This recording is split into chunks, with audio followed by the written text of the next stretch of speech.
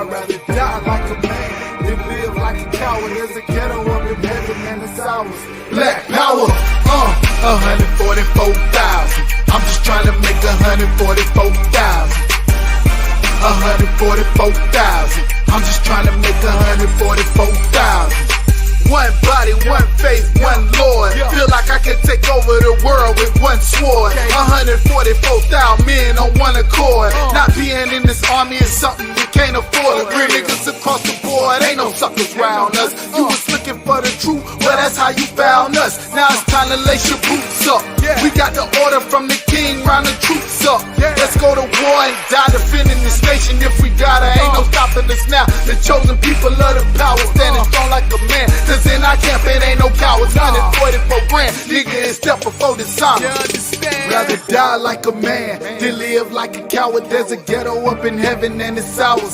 I'd rather die like a man than live like a coward. There's a ghetto up in heaven and it's ours. Black power, 144,000. I'm just trying to make 144,000. 144,000. I'm just trying to make 144,000. I'm sick and tired of watching niggas get smoked. Work 80 hours a week and then a nigga still broke. Don't let that same nigga try to sell dope. They give him 100 years and then that nigga can't cope. Murder she wrote, they got their foot on our neck. We don't own no damn land, but yet we reppin' our set. Are you prepared for what's next? Babylon is falling, Esau has to fall so Jacob can get the ball in. Many are called and all, I'm standing tall. I just did a roll call and all my dogs, we all in. 7,000 men who haven't bowed to idols. Remember that we them people they talked about in the Bible. Rather die like a man than live like a coward. There's a ghetto up in heaven and it's ours. I'd rather die like a man than live like a coward. There's a ghetto up in heaven and it's ours. Black power, 144,000. I'm just trying to make 144,000. 144,000. I'm just trying to make 144,000. Hearing lies on the news and lies from the reverend. I might not be a nigga by the time I get to heaven, man. It's time for the truth. I'm tired of oppression. They won't call me a nigga by the time I get to heaven. Hearing lies on the news and lies from the reverend. I might not be a nigga by the time I get to heaven, man. It's time for the truth. I'm tired of oppression. They won't call me a nigga by the time I get to heaven. Rather die like a man than live like a coward. There's a ghetto up in heaven and it's ours. I'd rather die like a man than live like a coward. There's a ghetto up in heaven and it's ours. Black power, 144,000. I'm just trying to make 144,000. 144,000. I'm just trying to make 144,000. Rather die like a man than live like a coward. There's a ghetto up in heaven and it's ours. I'd rather die like a man than live like a coward. There's a ghetto up in heaven and it's ours. Black power.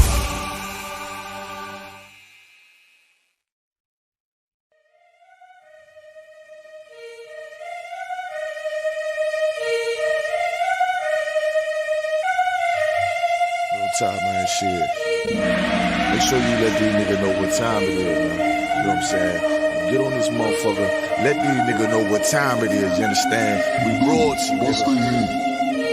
King Ty really one of the realest. I survive drive-bys from them killers. Like I got 9 lives, I got 9 wives. I said fine wine with them bitches. I'm spitting fire bombs in your city. I got like 8 or 9 niggas with me. And we all ready to die in a minute. One West, we the best in the business. I get offended, I fuck niggas spend it. Talking they get it, but niggas is timid. Rappers is softer than linen. Catch me out parking lot pimping. What more could I give them? I've been the hottest forever. Why would I lie about cheddar? I could do better. I just put loyalty first. Royalty coming whenever. Pull off in the Jetta. Curvy, she on me, you sweater. My fault like wearing a sweater in summertime weather. Haters so salty, no pepper. You not that seasoned or clever. I'm with the rebel. Used to pump bass with the treble. Baking a cake in a kettle. I used to cook up the work. Now I just cook with the metal. Gotta keep foot to the pedal. Yeah, let me give it gas on the highway. Let the music blast on the calm day. Break the Glock down into 3 parts. Put the 3 together like my Najee. Took a Bombay with my enclave. Got my mind made. Ain't no time waste. No. Eating prime steak with a fine date at a fine place. Getting violated. Hey, listen. Already told these niggas, you understand? I call up King Ty, he say what's up, I say what's good, my lord. Listen, he like, listen, These niggas ain't ready for none of this. You understand? I said, listen, if the nigga ain't one West, he ain't got it on his arm or his chest. I don't give a fuck about the nigga. It's just me and my niggas. We royalty, yeah. I got the hammer, you running, man. Come through your window like rubber man. Snapping your neck like a rubber band.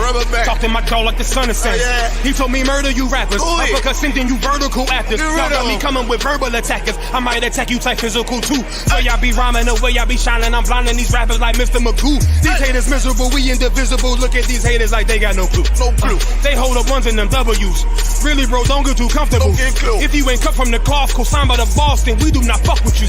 Cause you wouldn't last here. I told you the same shit last year. Already told. Keep talking that trash, I have a car, come kick your ass in. Already know. Your jaw like glassware. We pull up, not rocking no mask there. Don't care if you spot us, you know how you got us. It's over, you saying your last prayer.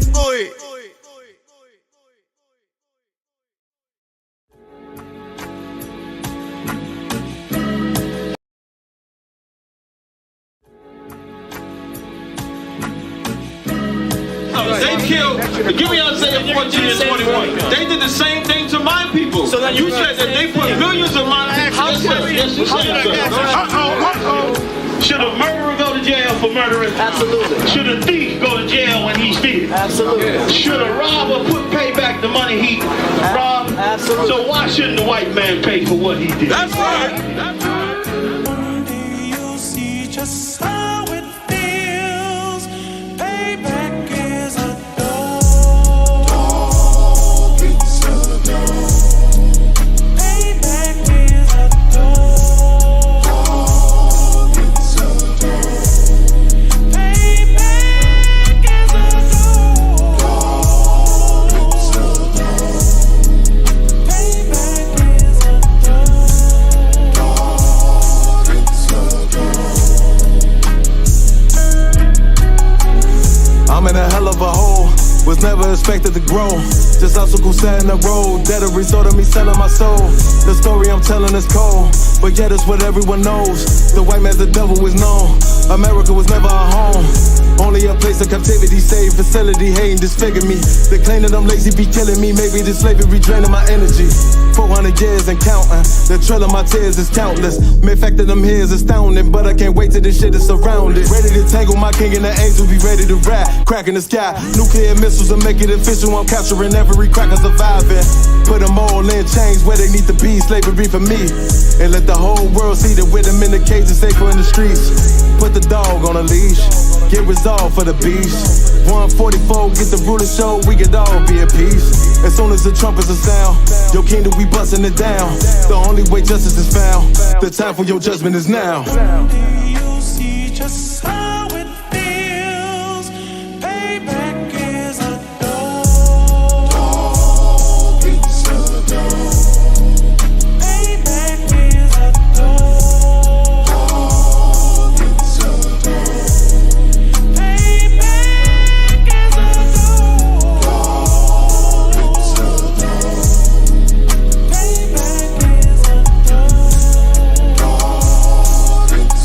dog. Look, ain't no remorse in my blood slim. It won't be no compromise. Now it's time to feed the worms. Watch his body turn to flies. I clutch iron while you trust the lies. The next Glock I buy gon' be Gen 5. I get it customized. And sending shots off like farewell. Praying payback come back around like a carousel. Still remember Johanna's words ringing in my head like bells. Said you in this body, you fit the Lord, fuck the cartel. Triangle choke, apply pressure to the game like I did Vondale. Payback's a bitch in a dress, she a bombshell. Revenge is served cold, I just hope they making oxtail. Glock fresh out the box, I swear it got that new car smell. Made myself a target in a world of mad shooters. That was designed fire for our babies to pass through. In the day of our king's reign, I'll be overzealous. They bought my jealous, I bought brand new parabellums. One day you'll see just how it feels. Payback is a dog. It's a dog. Payback is a dog. It's a dog. Payback is a dog. It's a dog. Payback is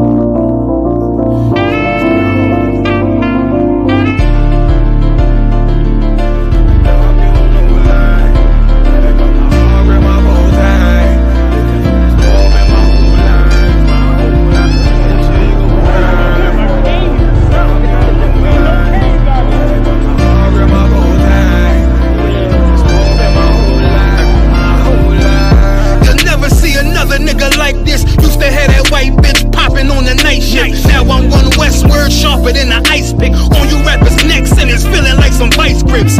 Yeah, that's light shit. Send my bro a kite quick. Ties of war, we ain't forget about you. Keep your light lit. Rappers can't see. Most of them scared to witness. Go and close your eyes. There's one right here for the trenches. Bad bitches, natural hair or extensions. Hood niggas that'll poly grip like some dentures. Brothers on them fences. 23 and 1 out. Praying that that commissary hit before it run out. Bitches on the gram, dog filter with their tongue out. Couldn't stay home because they found the dugout. Closed casket, burner in the low jacket. My co-captain, riding on these whole rappers. My hoes fabulous. Now I don't mean that derogatory, but I'm a player and there's no my women riding for me. I avoided Maury. I got 2 jets. If I can't make it through for them, then I'm useless. Sit down that roof, Chris, with a couple bosses. After the war, just to count our losses. It's not many. You see a smile on my face, but I'm not friendly. Going on my way, sipping white Henny. I just hope this shit go right. Living in the dark, you don't know light. Gotta got my heart with my bow tie. Waiting on the swab in my whole life. I just hope this shit go right. Living in the dark, you don't know light. Gotta got my heart with my bow tie. Living in the swab in my whole life. My whole life. It's so melodic. When I be dropping this ebonics, this ghetto phonics, it got me on the level supersonic. My bomb atomic, and you know where you can find me. Somewhere probably folding this paper origami. My name is pure as the Dasani. My wave is like a tsunami. I went from 0 to 100, feeling like Ricky Bobby. I made a deal with the Reaper. Got a couple wives, they some keepers. Talk a lot of shit, but you can't walk a mile in my sneakers. Bitches go to Miami, come home with change features. Now she got a BBL, her ass fatter. Trying to show up all them niggas that laughed at her. Now when they see her, they only wanna fuck her. They just wanna touch her, they don't wanna cuff her. They just wanna come and kick it with her like a punter. Turned her to a runner, now it's all aboard the train. Fenty on her face, but it's not concealing the pain, it's a shame. So I'm in the hood like some rap snacks. I know niggas kill you and your mama for a scat pack. Dark tint, matte black, they do it for half that. Had you like 90s Missy in a fucking trash bag. I'm from Philly, we don't do bank accounts, just cash app. I spit a verse and I just watch the time slow. This that God flow, this that shit that rappers die for. This that uncut Taha Wall straight from Pablo Escobar. I be at the bar like Moscato. They think it's effort, but no, this that block work. Make the countermeasures, take pleasures, making an op hurt. Light is in the sky, cause every verse is a concert. My mind work at speed y'all can't fathom. Listen to the words of a champion. It can, the streets need another anthem. I just hope this shit go right. Living in the dark, you don't know light. Gotta got my heart with my bow tie. Waiting on the swab in my whole life. I just hope this shit go right. Living in the dark, you don't know light. Gotta got my heart with my bow tie. Living in the swab in my whole life. My whole life.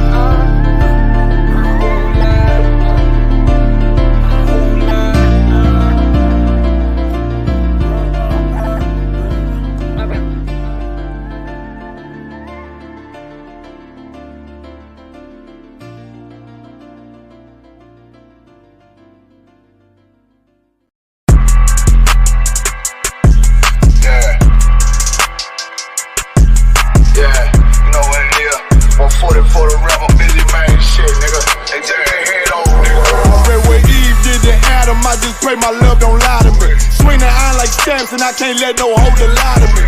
I don't feel these rappers, oh they lies is hypocrisy. Ain't no competition, ain't no rivalry. Niggas think I'm playing, I don't hear one word they saying. This shit light work.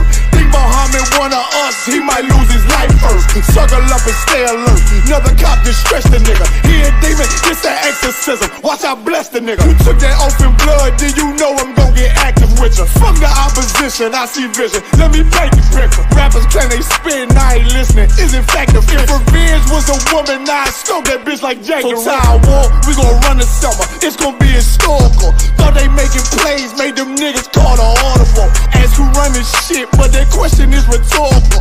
Bitch, I'm the one, me cookies with the oil. I'ma get them crackers, hell, should've never kidnapped my family. I can't do that. Bet I be the last nigga standing. Do a life sentence for my niggas, pray you understand me. I might put a switch on this Glock and call it young baby. How you real trigger know them dots? You a bird feeder, claiming he a demon. What's a demon to a cold leader? What he saying something, I ain't hear. This shit light. It ain't about who got the gun, it's about who gon' up that fight first. I turn a bad situation to a game changer. Bring soldiers from the dead, just waste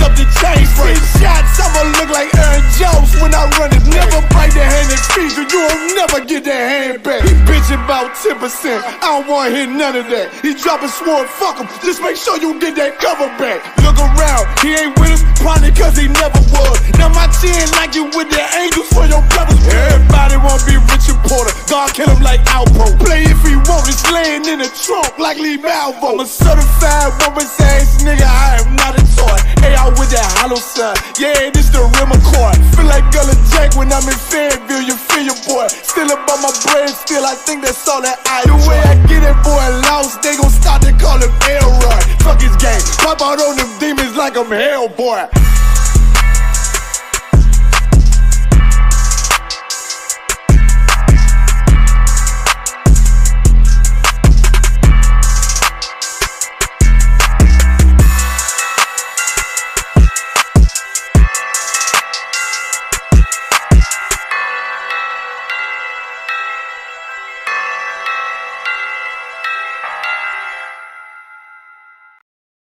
We talking about practice, not a game, not the game that I go out there and die for and play every game like it's my last. Not the game.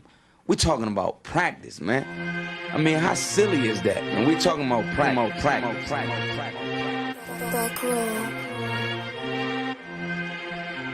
Best believe that I'm top 3. The only thing is I'm not 2 and I'm not 3. Put me anywhere other than one that is not me. It's beef, we strut a nigga block, that's chopped cheese. No peace, the butterfly sting him, that's Ali. You reach, I teach him with the handle, that's Kyrie. Machines you hook like a Roman, that's IV. You a sheep, I'm a goat, it's a difference, so watch me. You weak, all hooks, no punches, so block these. They mock me, I just show them how it goes. Try to stomach this thug life. They ring got the nose, bandana on the grip. All heads coming out the foe. Connected from Cali to New York, niggas, so let it go. Made for this, nigga, I eat bars and drink flows. Thinking you woke into your third eye, peephole. Line for line, this shit too easy, it's like a free throw. Mastered the game too early, this bitch a cheat code. It ain't a game, these niggas lame, they bring a shame. If I'm with an officer, it's a number in his name. We ain't the same, you want the easy pass, tell him change his lane. Shit, I've been through the fire, you can't stand the rain, take an aim. Tell him runner, he can try his best. Drive a car named after me, that's why I'm in the vet. Laugh at these niggas once again, and I ain't break a sweat. Number 1 at everything I do, that's why I'm one west. The Lord is not the God of the dead, so when I die, coming back for my spot, so forever I'm top 3. Just tell him to watch this, janitor with the mop stick. You gon' need a defensive lineman to block this. On point when I bomb shit, 10 for 10 I do not miss. I'm barking with a full bulldog, it is not mixed. They can see that my mind's sick, I don't write, I find shit. I don't like it, then I switch. If I touch it, it's diamond. Tell a bitch that I'm God sent. It ain't because my kicks is built like 5'6", 5'7" is my bitch. Dangerous, high risk. I lose it, get another one. You think I'm talking about a girl? I'm talking about another gun. We here now? Hey, look, it is what it is now. We don't fuck with the house niggas. We burn the crib now. I'm ahead now, and I hope they can hear now. I don't care if you think it's it, nigga. I don't fear clown. Silences make it sound like raindrop. That's a quiet storm. Get the job done in the view or get fired on. If you niggas standing for nothing, what you dying for? If you put real with real, that's how I was born. Walking this bitch ready for war. I'm in riot form. I want these niggas to see me flex. That's why I am armed. I shouldn't live in the crib, nigga. I should buy a farm to go through this shit so effortless. Best believe that I'm top 3. Only thing is I'm not 2 and I'm not 3. Best believe that I'm top 3. Only thing is I'm not 2 and I'm not 3. Best believe that I'm top 3. Only thing is I'm not 2 and I'm not 3.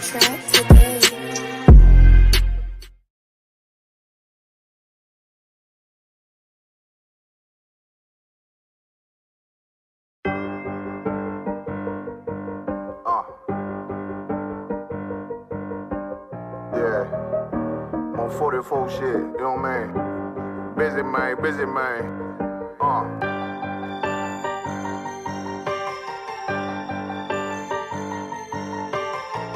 Look, when that shit drop, you step all the way on their neck, step on their neck and their head with that shit.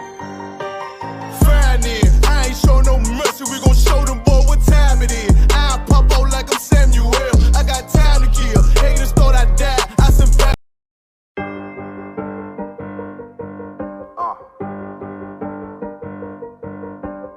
Yeah, on 44 shit, you know what I mean? Busy man.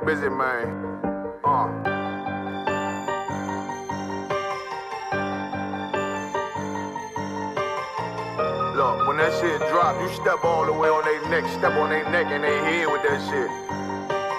Fine in, I ain't show no mercy, we gon' show them boy what time it is. I pop out like I'm Samuel, I got time to kill. Haters thought I died, I survived. They don't know how I did it, got it out the mud, straight to glory. They don't know how I feel, he nice but he don't show them skills, how I show them skills. He ride but he don't work the wheel, how I work the wheel. They mad, I'm too solid, circle tight, yeah, vacuum seal. No, they want my life, I ain't worried, I got rank for real. I got real soldiers, kill for me, nigga, watch yourself. They say you been in beast mode lately, you is not yourself. When you dropping that fire, precious minds, they inquiring. They can't stop what's coming, but I see them conspiring. Cross the line, them firing. This bitch here, finna break the spin. No kindness, I don't trust you, circle small. You can keep your features. Me and my niggas don't keep no secrets. In the field like Jeepers Creepers, say they want some smoke, dawg. So I brought these chimney sweeps. Coming like we coming, you can't even cap. These niggas don't run it like we running, bitch, don't even start. Bitch, I'm with my niggas till the end, till death do us part. So if you wanna leave, you can leave, bitch. Bless your heart, fine in. I ain't show no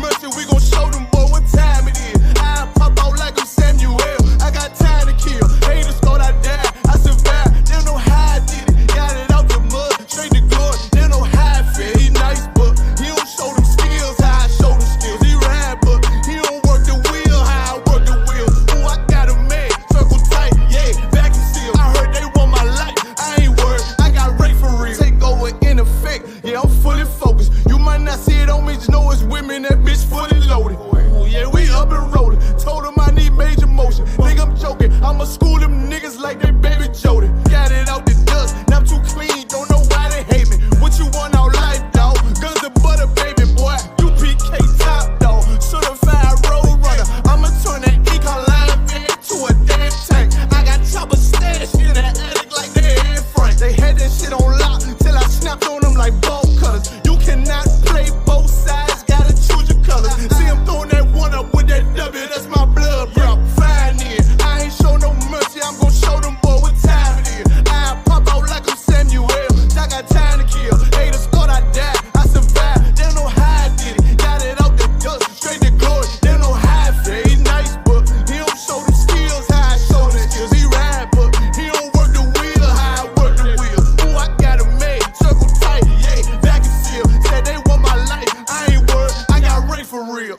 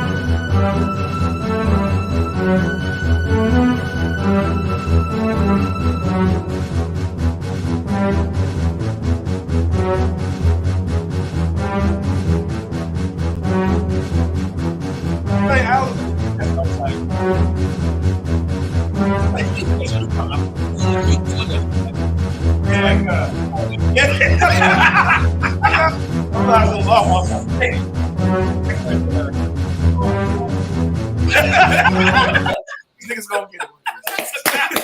Come on, big guy.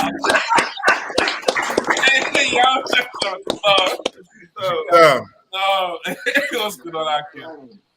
What's going on? Long yes, since I brought the thumb. Hey, y'all about to with thumb. Salaki, you know when niggas laughing before. One of them jokes to make you cry. God damn. Always looking like Akim. You'll get your radioactive anti-radiation suits ready. Just say the sky is falling. I don't call Biden chicken licking now. The sky is falling. The sky, run, Putin. Right. God damn.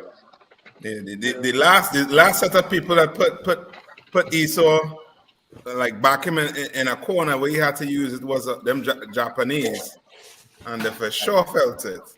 Come. You know what I mean? So they know what they're messing with when they go again when they go with Putin. That's why they're choosing the word. You know what I mean? They're choosing the word. Biden choosing his word very well. Come. You know what I mean? That nigga need to take a good shot and just come out and say what he need to say, man. So Putin can hurry up, and I don't understand what's all this, pussyfooting and if listen, when it was us, it was if you don't vote for me, you ain't black. Well, Putin, if you don't use them nukes, you ain't shit. Right. You in Russia. Yeah. Right. Yeah, Yuri and them gotta come at him good, man. Yeah, I mean Zelensky and them right now, they're panicking if that's the case. You know what I mean? So, yeah, because I watched some recently with them with them testing the nuke in 1950. That joint scary. That's the one to think, huh? Summertime? That's the one that they put in the water. Yeah, the one that they put in the water and them white boys. Under the ship. Yeah, who the send on the ship? Yo, you so wicked. Had no children again. A man had a child. The girl, 11 years, gave hump, and he said he had to shave her twice a day. Damn. Gillette, on the back. The best a man can get. Listen, you saw the one where the dude said he covered his eyes with his hand. Yeah. And he opened his eyes behind the eyes and the nigga could see through his shit. X-rays, vessels. Yeah. He saw put them on the boat and said cheese. Right. God damn, man. So you can imagine what they have today. And them same people and the descendants of those men will pass by the camp and say we wrong for saying the white man's the devil. Right. Yep. Yeah, I mean they'll say we wrong for saying the oppressor is the devil when he do that to his own people. That's right. Crazy. Mm-hmm. That's absolutely crazy. Yeah, I mean once again Saturday night, holding it down for Command GEN.YAHANNA, hardest working man in Israel. Yeah, I mean. Ripping, running through. It was down in Tennessee last weekend or the weekend before, I believe. Last weekend. Houston is up next October 27th, I think, to the 29th or the 28th. And then we had the December 1st through 4th, Vegas. You know what I mean? So y'all make sure and talk to Spirit now. Let Spirit know what's going on now. Let Southwest know what's going on from now. Right. Tell them you ain't moving, you ain't giving up your seat. Yeah, man. I don't know what y'all do, but get in. That's it. So yeah, man. So what we starting with? We going with Putin and Biden? If I could, yeah, please. I was gonna say I don't know if y'all want to start with Biden and Putin. Say that for the end. The big thing that everybody been talking about is this Kanye West with this White Lives Matter shirt. I was to touch on that. It's a. I don't know if y'all want to touch on it. We can touch on it. I yield to y'all, but I just see it's almost as though as the lines are being drawn amongst the oppressor. You know what I'm saying? Between the Republicans and the Democrats and the liberals and the conservatives. It seemed like these jakes that's up there in the entertainment world are rubbing elbows with Esau, drawing lines in the sand too. Just take them off. This White Lives Matter T-shirt that Kanye West put on is causing a huge stir with all of these jakes that's in the entertainment world. You know what I'm saying? But it seems as though you watch the interviews and you listen to the way Kanye West is talking about it, it's like he's making a mockery of the whole Black Lives Matter thing. And I don't know, like I said, it just seemed like amongst the jakes that's, on Esau's coattail, they also drawing lines in the sand as they see Esau drawing lines in the sand. Mm-hmm. And Kanye West has shown that he's siding with the conservatives, he's siding with the Republicans, he's siding with the Trumplicans. You know what I'm saying? Like he don't want to get caught up in the mix. He see almost like he see the writing on the wall for the Democrats, and he letting it be known now where he stands with, you know, those good old boys in white America. He looked like a good beaten slave too. Yeah. He looked like a good beaten slave, all that busted up lip. You know what I mean? The bruises on his cheek. Like somebody just, you know, like he escaped Jeffrey's apartment. You know, like he ran from Jeffrey's apartment and ran out into the street, and now he's screaming, you know, white lives matter. Right. Yeah. And when a month ago he was talking all kind of mess about what's the devil who was having sex with his wife? Pete Davidson. Pete Davidson. Does Pete Davidson life matter, Kanye? Right. Yeah. I mean, if that's the case, then give Pete Davidson a pass. You know, he say I'm gonna whip Pete Davidson's ass. Right. Well, where was White Lives Matter then? Yeah. Yep. And if I could, so I think it's important for our people to understand that none of this has anything to do with loving black people or giving a damn about black people. Like, it's just really casting the spotlight on how much these entertainers don't give a damn about us, and they are not at all in a position to speak for black people, to advocate for black people, or to even, you know, put us in the forefront. Like, these cats is concerned about their money, they're concerned about their bottom line, they're concerned about selling their products, selling their clothes, selling their music, being able to not, you know, be on the bad side of Esau when it comes to trying to get these deals through. And what gets lost is that, you know, there's an argument as though Kanye West done let black people down, or he done failed black people, or he's somehow against black people, when Kanye West is only about his bottom dollar. Kanye West could give a damn about what happens to black people in the ghetto. He could give a damn about what happens to black people in the hood. All he cares about is being able to sell his products. And the same could be said for all of those so-called liberal blacks, all of them, those so-called jakes that siding with the Democrats, and even during that whole Black Lives Matter movement, none of that was ever about black people. It was always about appealing to a certain group of white people and getting them to be on their side and getting their support. And in the mix, we continue to die, we continue to starve, we continue to be forgotten, except for, you know, the I.S.U.P.K and the Commander GEN.YAHANNA. We're the only ones that speak on the behalf of our people concerning the plight that we're in, concerning the suffering. You know what I'm saying? They had that whole Black Lives Matter movement, but said nothing about abortion. Black Lives Matter movement, but said nothing about the damage that the LGBTQ is doing to our people. You know what I'm saying? A whole Black Lives Matter movement, and nothing to be said about the lies and the you know, misinformation that is causing our people to continue to suffer, not having an identity. So Kanye West playing the other side of it. Again, he's saying white lives matter. He's saying that, you know, the whole Black Lives Matter movement didn't do anything for black people, but also his messaging has nothing to do with you know, getting us out of the condition that we're in. His messaging has nothing to do with fixing the problem that's in our community, which is a lack of morality. And so anybody that's getting caught up in whether Kanye West is right or he's a coon, or look at what Puff Daddy said, or look at what this that I think the other rapper, what's the cat name? Mos Def came out with a black, he had a white lives matter shirt, but the V was X'd out. So it was white lives matter. And none of these cats have anything to do with black people. They don't give a damn about you. They selling their records, they selling their music, they getting their money, and they going wherever the hell that they going to. But nothing that they are doing has anything, is never making a change in the condition that we're living in our community. Only the men of the Most High in the I.S.U.P.K has the solutions for fixing the problems that's plaguing our community. Only in those scriptures are you going to find the answers to the problem of police brutality, of black on black crime, of getting out of poverty, you know what I'm saying, of fixing the culture that's causing us to kill one another and be against each other in our communities. And these entertainers and these celebrities only care about what's going to allow their dollar to continue to grow. Yep. You said a whole mouthful there. You said a whole mouthful there. Like this, you know, like you in the age of the internet with the likes, the likes and the you know, the trending age, where you don't even have to be you don't have to. There's no onus on anybody to be authentic to what they say or present at.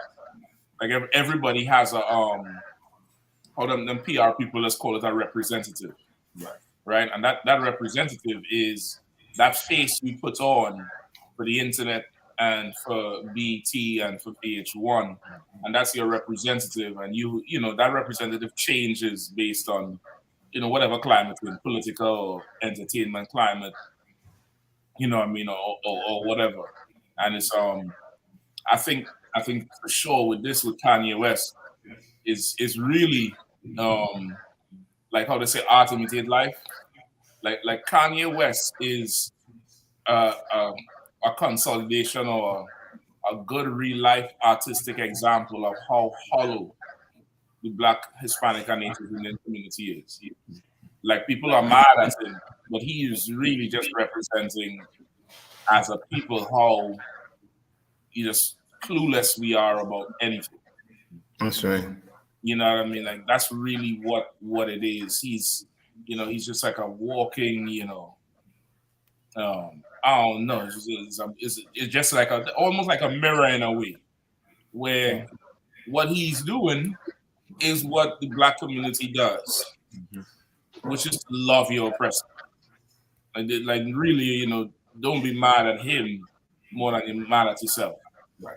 You know what I mean? Like that's damn near where it's going. Because at this point, ain't nobody taking him serious. You know what I mean? Ain't nobody taking him serious at all.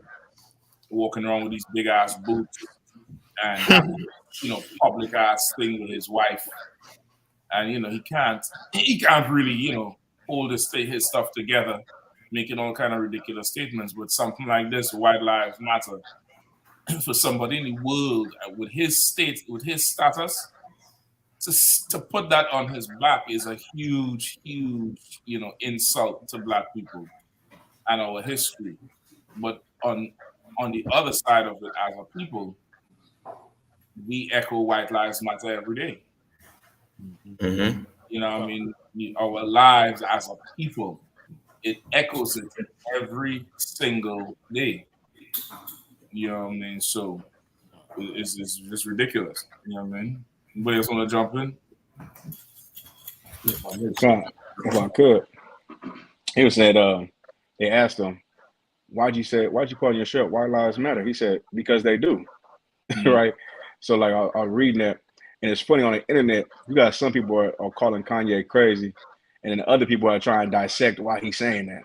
You know what I mean? Like, it's a method to the madness. You know what I mean? He really, he trying to say that the Israelites matter. I see some crazy shit, right? So I'm like, what is y'all talking about? I just look at it like, Commander GEN.YAHANNA said a long time ago, he's a slave. Like he's just a good boot-looking slave. That's just who he is. You know what I mean? And I seen little Boosie burn his shoes up, man. He's like, I'm not messing with this dude no more, man. You know what I mean? I think the Black community as a whole look at him, like you said, Cap, like, man, he's a joke. You know what I'm saying? He's a joke. I'm not trying to dissect what he's going through. I don't give a damn what he's talking about. I'm not trying to get some insight on what this really means. You know what I mean? I just look at him like he's a joke, and we should move on. Like, how we counsel everybody. We should just move on from Kanye West. You know what I'm saying? This whole thing is a ploy to get his white whore of a wife back. You know what I mean? That's the whole thing. He want that wife back so bad that he just going on every platform possible to get exposure to show her how important he really is, and he's not important to her, and she's a slut. So that's right. Listen, mean? wasn't he the one who was saying when Elizabeth died? He said UK, I know how you feel. I lost my queen too. He said UK, I know how you feel because I lost my queen too. So you're definitely right on the money with it. Like it's all the attention, Okay. You know what I mean? I don't know if anybody familiar with this interview here. I think it's Tucker Carlson who sat down. Yeah. I don't know if you're familiar with it, where all the way through. Mm-hmm. I'm looking at his he talking, responding to Tucker Carlson, but he ain't really saying nothing. But all the way through, just look at his body language. He could barely hold his hair. He looking all over the place. You know what I mean? It's like he's in a room with his master. You know what I mean? And so like, Cap, and if you already listened to him speak here, right? Mm-hmm. You're going to see also too that Kanye West, either you real smart or you real dumb. You know what I mean? Either one out of the two. But you know what I mean, he said some things about abortion. You know what I'm saying? Like he to you know, he has some, you know what I mean, he have some type of sense. He knows what he's doing. It's not to say he don't know. This whole thing about lives matter, to me, I think it was just about money, just about playing on them white folks to get the money. You know what I mean? Not saying he liked black people based on what he do, but it seems as if that was a business move he made. You know what I mean? That's what to me, that's what it seemed like. You know what I mean? It's definitely to get attention because now everybody talking about it. Now he's quote unquote trending. You know what I mean? Now he's, you know, and he all over the place. And I think recently too, he left Gap. He left out his Gap what do you call that thing? His Gap sponsorship or what's called endorsement. You know what I mean? And you know, so this whole thing, as you say, is like damn near he's just promoting himself. Everybody talking about him. Like he's and if I could, sir, to me, what I've been seeing the past few years with these entertainers is almost as though they see that there's a empty space when it comes to who's the public face of black people right now. Like for many years, my whole life growing up, you know, you had the so-called religious leaders, you had your Jesse Jacksons and your Al Sharptons. Whenever there was an incident or something happened amongst black people, they had their talking heads that they would go to. You know what I'm saying? And that is new generation that's coming up. They are looking to see who is going to be the next, who's going to be our next puppet, who's going to be the next guy on the string who speaks and says that thing that black people can relate to, or that thing that captivates the black audience. And it seems like now these entertainers, these rappers are trying to fill that space. You know what I'm saying? Years ago when it was, you know what I'm saying, you had Jay-Z speaking out when Barack Obama was getting ready to get elected and speaking out during the whole NFL situation with Colin Kaepernick. And now you get, you know, Kanye West stepped up there with the white Make America Great Again hat with Donald Trump. And it's like it's the same exact thing that took place during the civil rights movement. Esau is trying to see who is going to be our puppet, who's going to sell out to these people and be the voice to say the things that we once said that we know we can't say.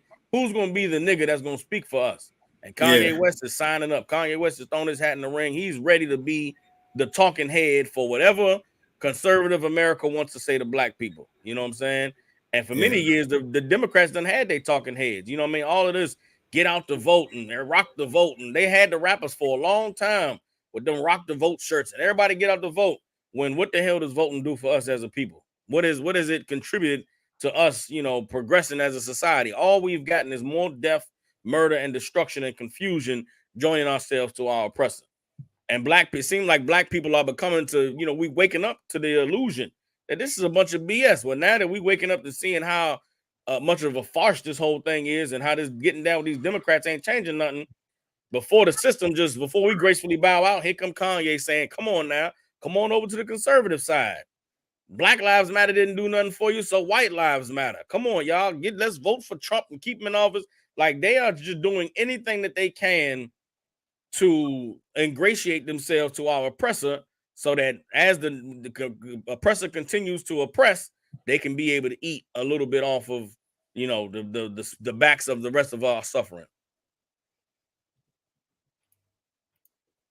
I'm sure that Candace Owen too. You know what I mean? Like she's the female version of Kanye West. Okay. You know what I mean? And she already have, you know what I mean, an oppressor as a husband. So she in the game, she all the way in the game.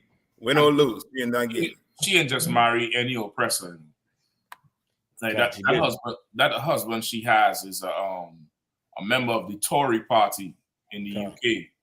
The Tory party is like the equivalent of the Republican. He's a family member of, you know, high-ranking members of that party.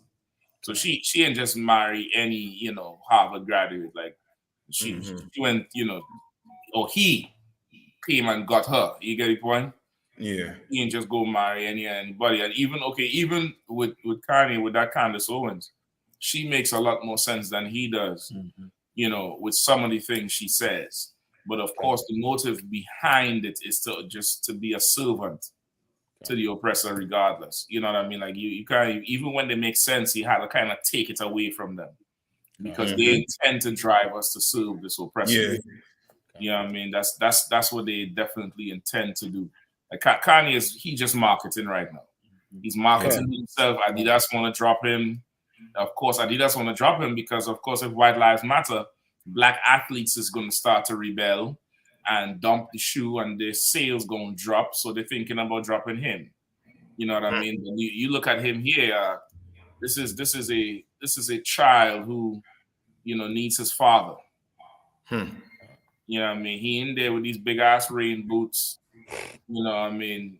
The hat saying 2023, White Lives Matter, sitting on there with the Balenciaga mouth guard. Like this is a man child who needs his father. You know what I mean? Who needs somebody who could tell him when to shut up. And before he got to this point, when he was under Jay-Z, he still had some kind of checks and balance. You know what I mean? When he was still fighting to be recognized as a rapper, and they wouldn't let him rap. You know what I mean? He's a producer, and they call him a producer rapper. Then he started making music, and now the music is not enough. You want to go into clothes. Now the clothes is not enough. Now you want to go into politics. Now politics is not enough. Now he want to be Jesus. You know what I mean? He write a Bible, the Book of Ye. So this is somebody who needs his father to tell him, sit down there and cross your hands. Don't move. Don't get up off that couch. Right. You know what I mean? This is what America provides. Like, you look at how this brother really is. This is just a result of America, which is, again, he's a reflection of us as a people. Yeah. Crazy, deranged, and still think in some way, form, or fashion, you could charm this beast and make sense to this beast. And you're not the ordinary nigga, and this beast is going to respect you. It's just ridiculous. Right. If you're good with that, I don't mind moving on. Unless there's something else that's going on with him we know about strategy. So that was it. I just wanted to make sure we touched on it because a lot of brothers and sisters confused about what it is they seeing when they see this cat. And I want to just make sure that we discussed it to let everybody know this cat ain't I think we all said it plainly and clearly exactly what's going on.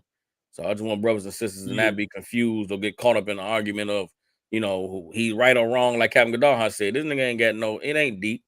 You know what I'm saying? He's just a sellout. He's just a coon, but he's one of many. Let's not look at it like he the only one or he doing something special. He's just doing what everybody else is doing. He's just doing it on the other side. So yeah, definitely. And he's suffering with all these mental problems. Is that he the only reason we're speaking about him is because he have money. There's crazy people every day who love white people. Half of them be at camp, dressing all funny, acting all weird, and saying, "See, I love the white man." The crazy nutcases who think white lives matter every day. The only reason he's even spoken about is because he got some money. Because he on his way to be a billionaire, if he's not a billionaire already. You know what I mean? So they definitely drop him. You know what I mean? What we got next? Listen, I want to get to them Putin and Biden. I'm trying to tell you. I want to get to missiles, mayhem, and more. Right. Yeah, I mean missiles, mayhem, and more. What else we have in this? That's decent. The slave auction number 4. Yeah, let's get that slave auction. Yeah, I mean let's get that slave auction. And too, boy, listen, I saw a video of that Deion Sanders. Boy, Deion Sanders is, I mean, every brother who did not have a father. That's your replacement. Yeah, I mean, if you're in the world, you go into school. You on some football team or something, you down there wanna that's who you want to be, directing you if you're in the world. Yeah, I mean, if you're not in the UPK, you're good to fall up on them. He said some, heavy shit about the whole generation and how soft the generation is right now. And it's because, coming out of weakened households, compromised households, where everybody is doing shit for likes.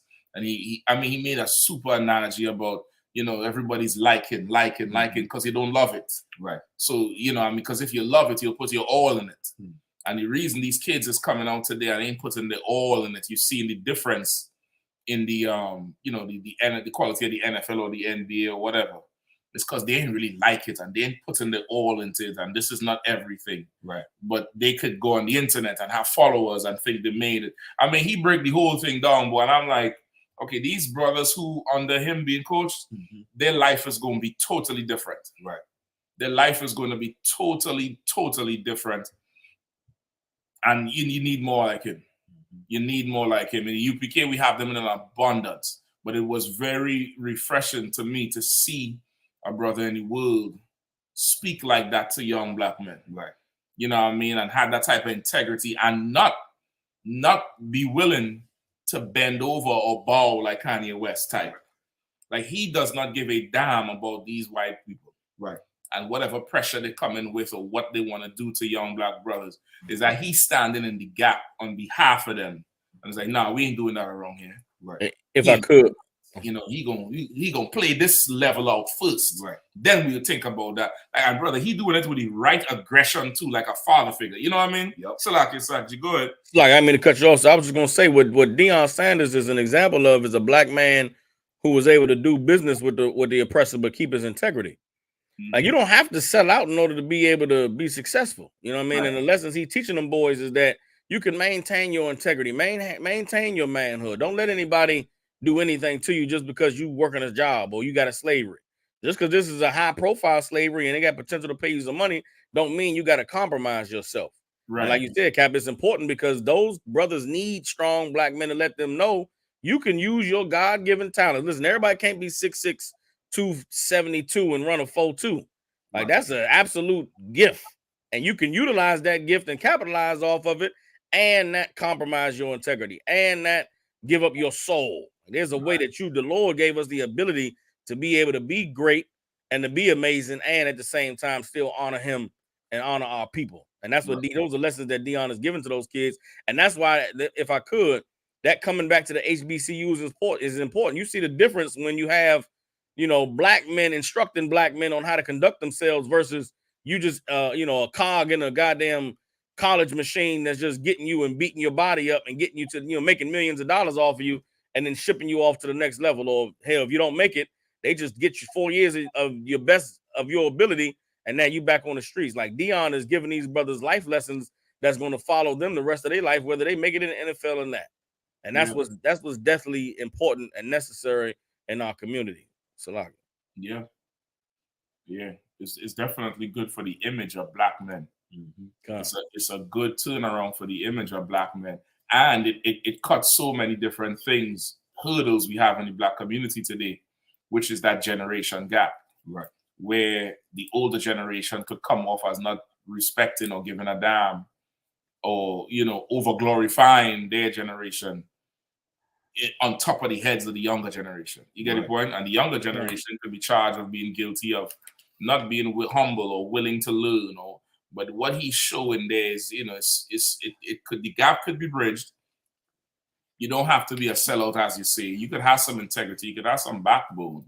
You know what I mean? And you impact a whole ton of brothers' lives just by how you deal with them and roll with them. Of course, that ain't something surprising to us in here. But I was absolutely surprised to see a brother in the world behave in the way he has behaved in front of the media, in front of, you know, pressure from, you know, the league, and in front of his team. You know what I mean? Like, he's able to criticize them to the point where they feel the weight of disappointment, because it's coming from him. Like, they just win the game. They just won a game, literally won a game, and he's like, did we give it all? Did we give it our all? And there's like, no, we didn't. You know, did we play good? He's, nah, we was horrible. And he giving them the, you know, criticizing them, and it's not breaking them. It's damn near like they want to come out and please him, which is so, you know, so integral for the black community. You know, somebody else looking is not going to understand how valuable this is here, you know, to have a male black figure as strong, giving you that good manly criticism and raising you the right way. Other nations don't understand how much we miss that as a people. Right. So, like, if I could, Cap. Please, and that's what made a lot of people, they were shocked when he got that number one recruit, the number one recruit in the nation. But T.O. said something that was heavy, and it's similar to what you're saying. T.O. told, and the young brother played the same position, I believe, that Deion played in the NFL. And everybody know he's a Hall of Famer. Right. You know what I'm saying? But even T.O. said that no coach in America, no college coach in America was able to have a conversation that he had with that boy at his mama's house. And they were shocked that he chose a HBCU. So once again, it's just like you said, that masculinity, that manhood, and that accountability. You know what I'm saying? Holding those men accountable. They had a video not too long out. They had a break. And before they went on their break, he was telling them, he said, don't take nothing that's not yours. Don't drive. He gave a whole thing of what he gave a whole thing. He don't want to see them on doing something on, because he know the pressure's on. Not just the pressure to excel in athletics, but the media, the predatorial journalism. The last thing he wants is a scandal to happen with those boys. He said, don't get anybody pregnant. You don't supposed to get anybody pregnant. He went the whole thing. And like you said, being like like that father figure. And I think 2 of his sons is on that team also. One of them is a quarterback. But definitely taking that, like the scriptures say, be a father to the fatherless. You know what I'm saying? Being able to step up in those roles. And that's what we got to do as black men, not just on the athletic, but even on the academia level. You know what I'm saying? On the social level, all these different levels, you know what I'm saying? Mainly the priesthood, which is what we do. You know what I'm saying? But the truth is getting out and the spirit is out. You know what I'm saying? The Holy Spirit is going to put this nation back together. So that's some great points that you said. He definitely said some things that was nigh unto the truth in some of those locker room meetings. Yeah. You know what I'm saying? He definitely said some things that were nigh unto what Commander GEN.YAHANNA said, was showing you that people are listening to what the I.S.U.P.K is saying. They may not quote us verbatim, but the talking points is in the algorithm. Yeah. The talking points are in the stream now. So I just want to say that. Definitely. If I could too, I don't know if y'all remember, he the same. Deion Sanders brought the Brittany Rayner girl out to speak to them brothers too. You know what I mean? And basically, without saying it, it's like, hey, this is what you gotta look out for. Yep. You know what I mean? She trying to get y'all, so I'm trying to bring it to y'all face to let you know what to look for. Yep. And he you know what I mean? Remember, he called some heat. He did. It was like, see, how could you bring her there, and what you trying to do to the boys, and you're trying to entice the boys, and that's he preparing them. That's like old school fathers and older brothers would do that. They would put you in the car and drive you to the whole corner. I mean, like, them girls over there, what you think about them? Oh, they're fire. Stay far away from them. Come. Don't go near them. Yep. Come. Yeah, I mean, he'll show you where the shit is and tell you, make sure you don't do it. You know what I mean? So I can go ahead. No, what you're saying is right, because, and he brought her in there and he said, so what do you look for when you look for an athlete? She said, I'm looking for the blue checks. That blue check is that thing that's in that. If you got a social media profile, meaning it's letting you know this profile account is authentified. You know what I'm saying? Yeah. Like this is me. I'm a celebrity. The blue check. I'm a comedian. I'm this. I'm an actor. Those blue checks is what they look for. They skip all those comments. They slow down when they get to those blue checks, and those blue checks turn into green checks. You understand? And she went there and she laid the whole thing out to him. And Deion, people don't understand. It's prime time. I mean, he done had them all. Him, Michael Irvin. He talked about them parties they would have before and after the game, and the type of women they would have. I mean, he said he even brought out that one of the women that he married at one time, she didn't even know his middle name. She was literally a trophy wife. So he didn't seen and been around them all. You know what I'm saying? Rappers and all that. I remember he had that song. I mean, that song, It Must Be the Money. You know what I'm saying? Deion used to rap too. He was singing on, you know what I'm saying? He said, you know what I'm saying? He said, my library card turned into a bank card. And, and people I used to know, he said, I called my mom and she said, baby, it must be the money. And you know what I'm saying? Like Deion got some swag to him, man. So a lot of the young brothers, they look up because their fathers talked about Deion. They great, you know what I'm saying? So they come from that area like, man, you get a chance to be under him, But it's definitely breathing life back into the HBCUs. A lot of people are talking about it. You know what I'm saying, about the HBCUs, man. But it's one thing the HBCUs are lacking. And that's the critical race theory course taught by yours truly, the ISUPK. Yeah. That's right. If you can get like I said, the white universities ain't gonna talk about these things, but the HBCU is fertile ground to talk about real-time race issues. Now I'm not talking about black studies. I'm talking about on a level that the UPK brings out. You know what I'm saying? This is definitely you know what I'm saying? Deion was getting it on, man. Yep. It's a lot. Yep. And if I could, Cap, you know, seeing Deion when he bought that, like Captain Goodall bought out, he brought that woman in there to let them boys know that you the prey. Yeah. You think you the hunter, you think you the big jock, when there's women who are trained their whole life to go capture you, subdue you, and then get half of everything you got after about 2-3 kids. And what Deion did, listen, is the power of having a black man in authority. My whole life growing up, the black college trip was like the movie He Got Game. Yeah. Or that movie The Program. Like the white coaches, they bring you to the college university on a trip, and they gonna have Brittany Rayner to get you to come to that school. She gonna take you in that bedroom and get you on a college tour, and that's where you gonna be going to school. Like they feed you to them type of broad. Yeah. They don't warn you about them. They don't tell you to watch out for them. They go feed you to them. But Deion knowing better and knowing, you know, the trap that these boys is being funneled into, he decided to go the other route and say, nah, listen here, fellas, I want y'all to know what it is that's out there hunting you. I want you to be aware of what it is that is trying to trap you. Yeah. This is it. And he let her go up in there and she talked and she was very candid with her. She gave the whole game to them boys. And Deion did that as a service. As a black man who's been through it, you know, he's giving back to these youngins and letting them know, listen, man, everything that you know what I'm saying, glitters ain't gold and everything that's sugar ain't sweet. You know what I mean? That's what these young boys need to be you know, they need somebody who cares enough about them to warn them and give them a heads up, and that's what Deion doing. And Salaki. You go ahead. Yeah, no, I was just gonna say I pray that it lasts for the brother. You know what I mean? But I know with all the truth, them certain things is just for time. Somebody will say some will or the how. Yeah. But I mean, for outside of the truth, this is probably the best interaction I've seen. Brother, young black men.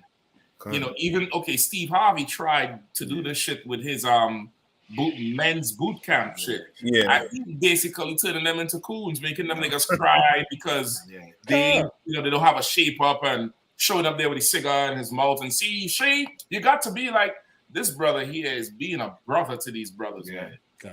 You know what I mean? And and America spent millions of dollars to stop this.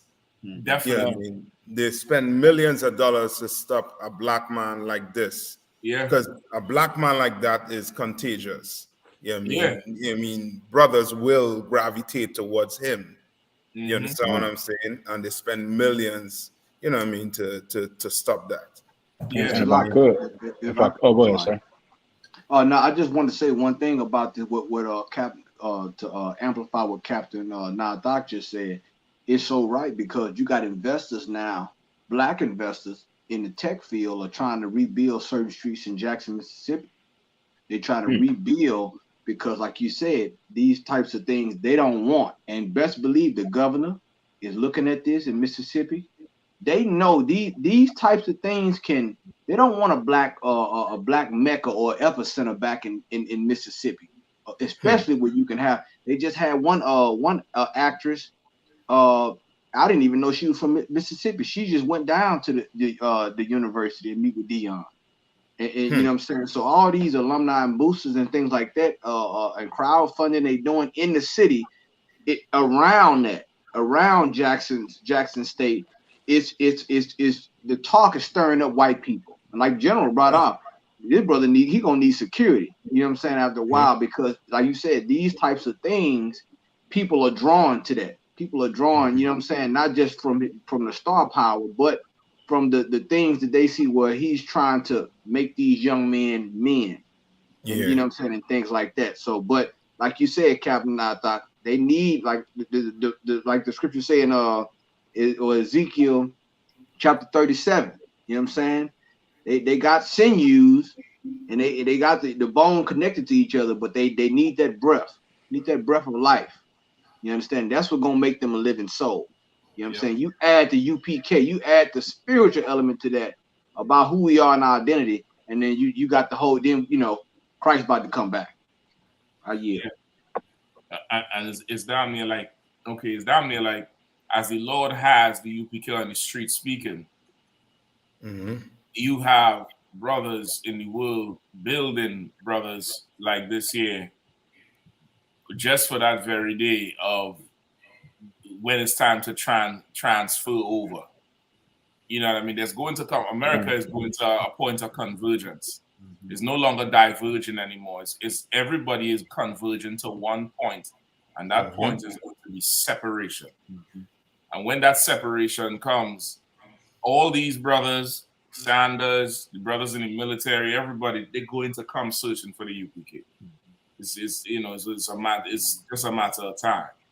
You know what I mean? So it's good to see something like that. And even that Deion Sanders, like, you all know the story with him and Nike. Remember, he was a Nike athlete. He was a superstar Nike athlete. Nike always has. They're not like the other brands where they have a slew of athletes and they give them big contracts.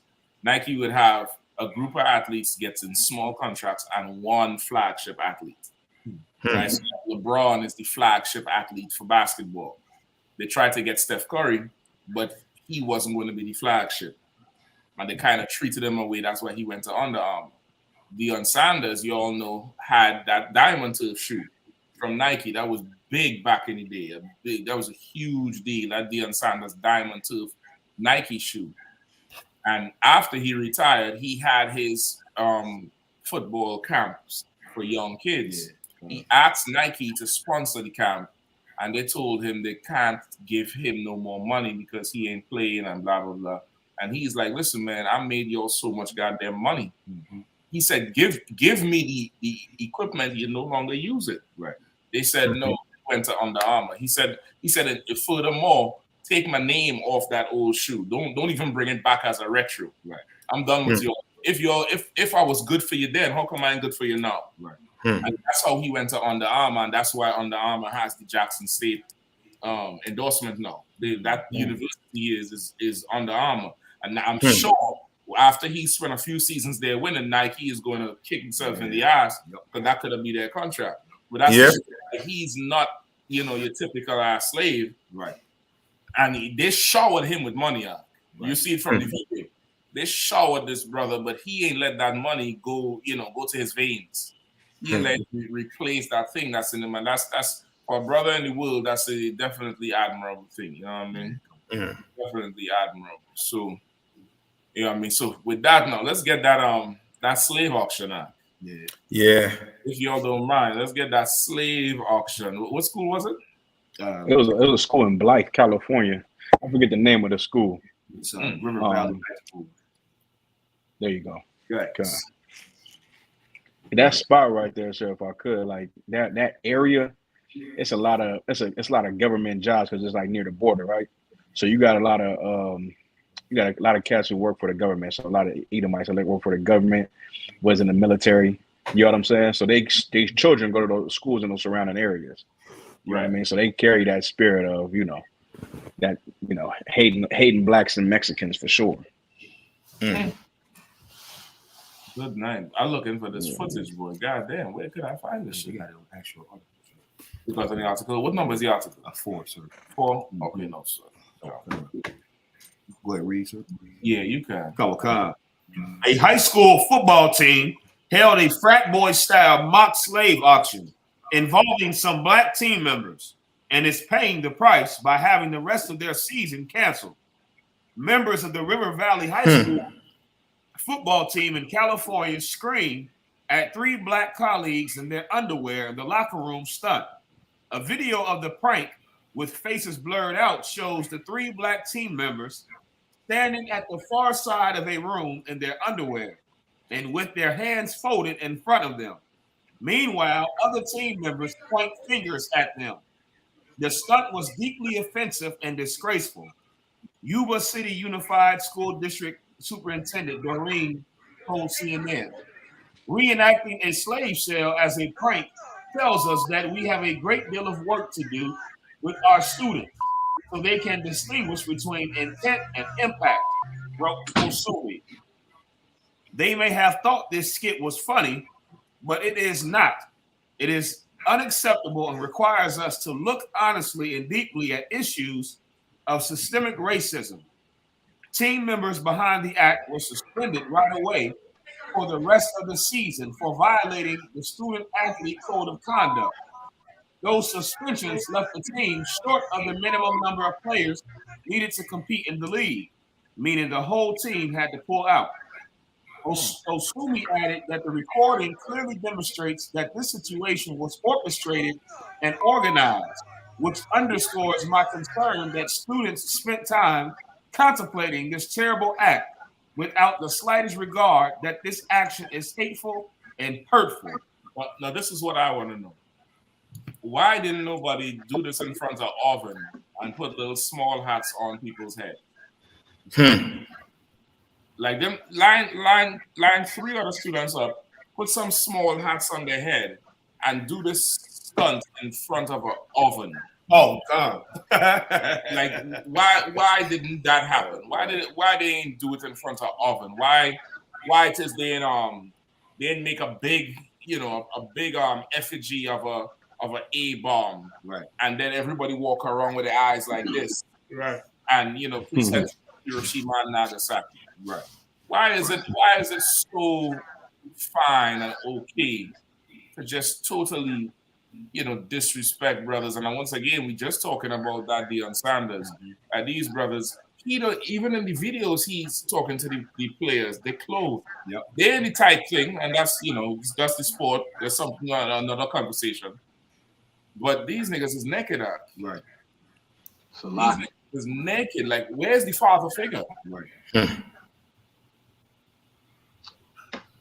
So Lockie, if I could, and I just want to say, we believe in giving credit where credit is due in the I.S.U.P.K. So I want to thank you, Dr. Martin Luther King Jr. Because this is a byproduct of integration. What you see right here. This is a byproduct of his dream. We wanted to integrate, but you didn't think that we would be in a subcategory being integrated with them. But this is what you have right here.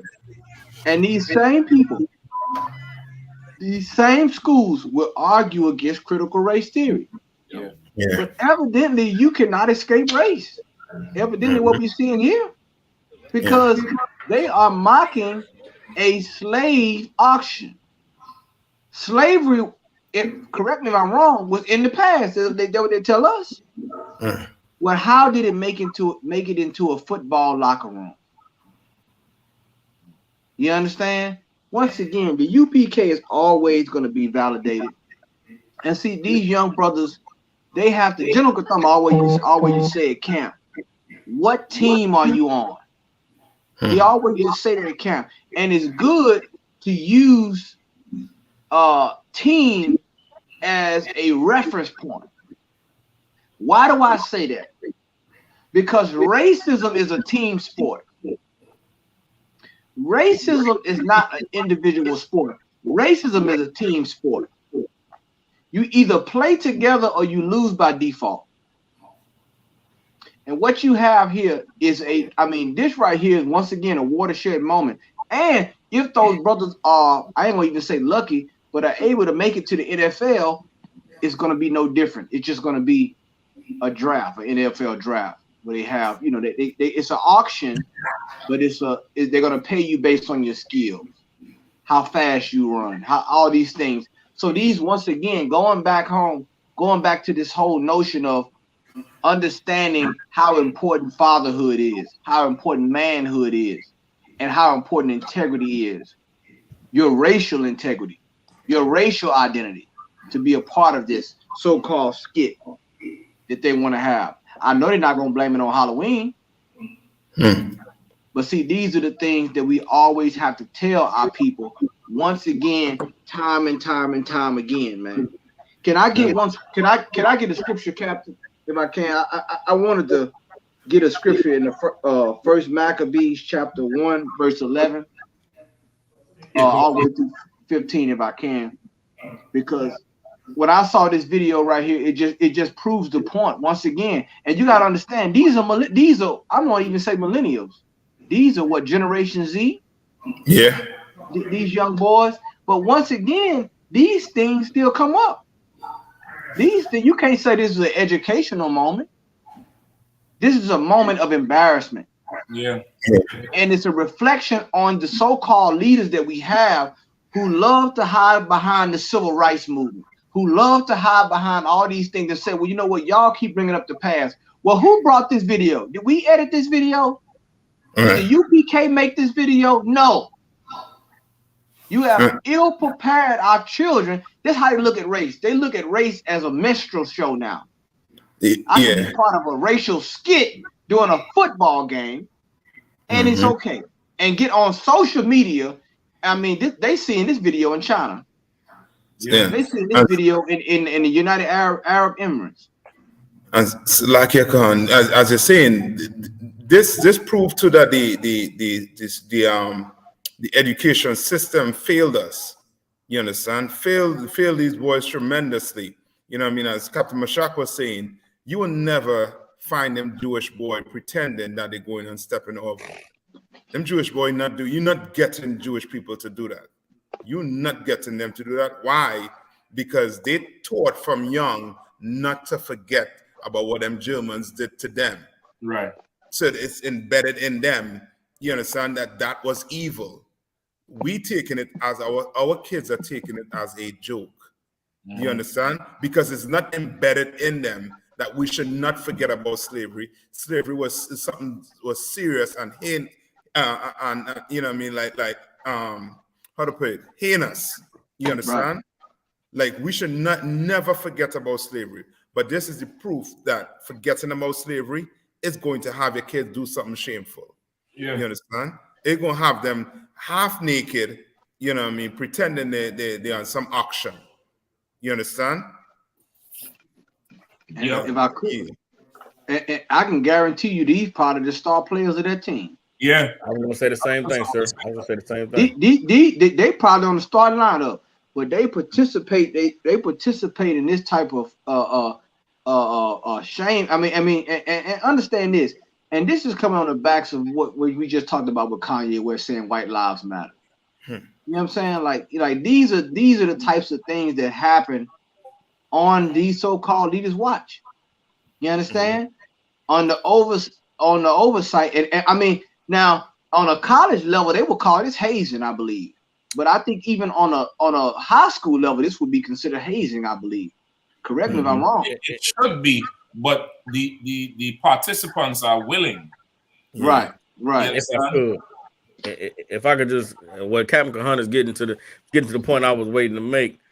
This is a regular occurrence in a school that is predominantly white, when you got a few black kids that's there. Like when you come and participate in athletics, there's Esau has a culture of, humiliating someone in order to bring them into the fold. Like it's damn near like you got to get humiliated in order to be one of us, in order to ingratiate yourself. You understand? And they call it hazing. And what happened to them boys in that locker room, if this video never came out, it would have prepared them to be ready to go to college and join a fraternity.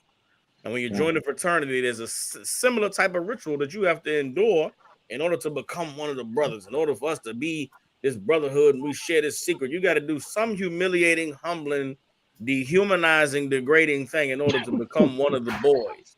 When that is an evil, disgusting culture that is against the scriptures. You understand? I know Captain Gunn called for scripture, but I was just going to pull Ezekiel 23 and 37 and 38, where the Lord talked about how we made our children to pass through the fire. You understand? That's what this is. This is, you want to play on the football team, you want to be varsity, yeah, y'all the athletes, y'all the stars, but y'all got to go through this fire in order to be one of us. And when you in these situations, when you're a boy that was raised to have integrity and to have honor, like how Deion Sanders was teaching them kids You understand? You would stand up again and say, man, y'all got me effed up, man. Hell no, I'm not about to participate in no auction. Y'all got me messed up. Right. And then what would happen is Esau would respect you, but you'll never be one of them.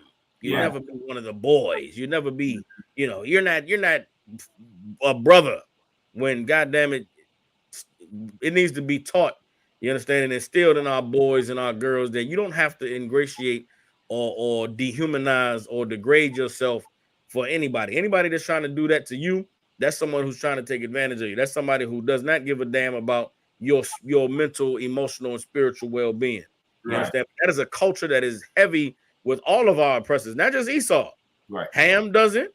You understand? Moab does it. Ammon does it. All of the heathens, Ishmael, all of them have some type of ritual, some type of, in the fraternities, they call it crossing the sands, the burning sands, which is literally like passing through the fire. You got to pass through the fire in order to come out on the other end and be accepted, when that is a completely disgusting and evil thing that goes against the culture the Most High gave us, man. Right. Yeah. I don't know. Go on. You still want to get your scripture? I wanted to jump in and do something else too. Go ahead. If I can, Cap Salaki. Yeah, please. Okay. First Maccabees, chapter 1, verse 11. In those days went there out of Israel wicked men who persuaded many, saying, let us go and make a covenant with the heathen. You understand? It started with the leadership. They made a covenant with the heathen, wicked men. Go ahead. That are round about us. For since we departed from them, we have had much sorrow. You understand? They don't believe in separating. They believe that if we separate, then we less than them.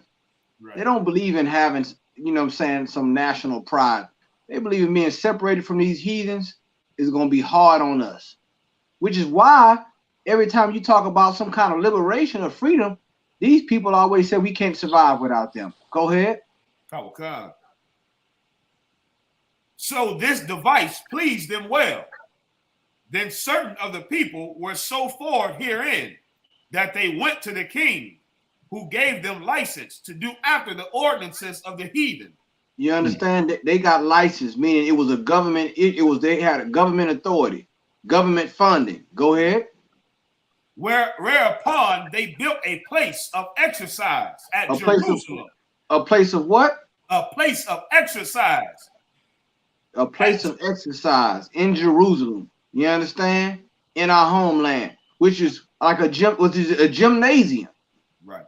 You understand? They had our young men performing naked. You look at them Olympics and everything back in the ancient days, they ran them things, they performed them things naked. They didn't have any clothes on. Go ahead. Kawakan. According to the customs of the heathen. Mm-hmm. And made themselves uncircumcised. And they made themselves uncircumcised. And listen, that's spiritual too. Like the child gets circumcised on the 8th day, and according to the scriptures. But what does it mean to make yourself uncircumcised? Mm-hmm. Meaning you now revert back to being not your nation, a heathen. You understand? You put off the customs that you're supposed to keep. Your integrity. The law gives you integrity. The law makes you upstanding. Right. You understand? The law sets boundaries for these people not to be able to violate you. You made yourself uncircumcised. These young men you look at them, man. They're gonna be less than what they are. They're gonna show this at their graduation. Give me some more. Come.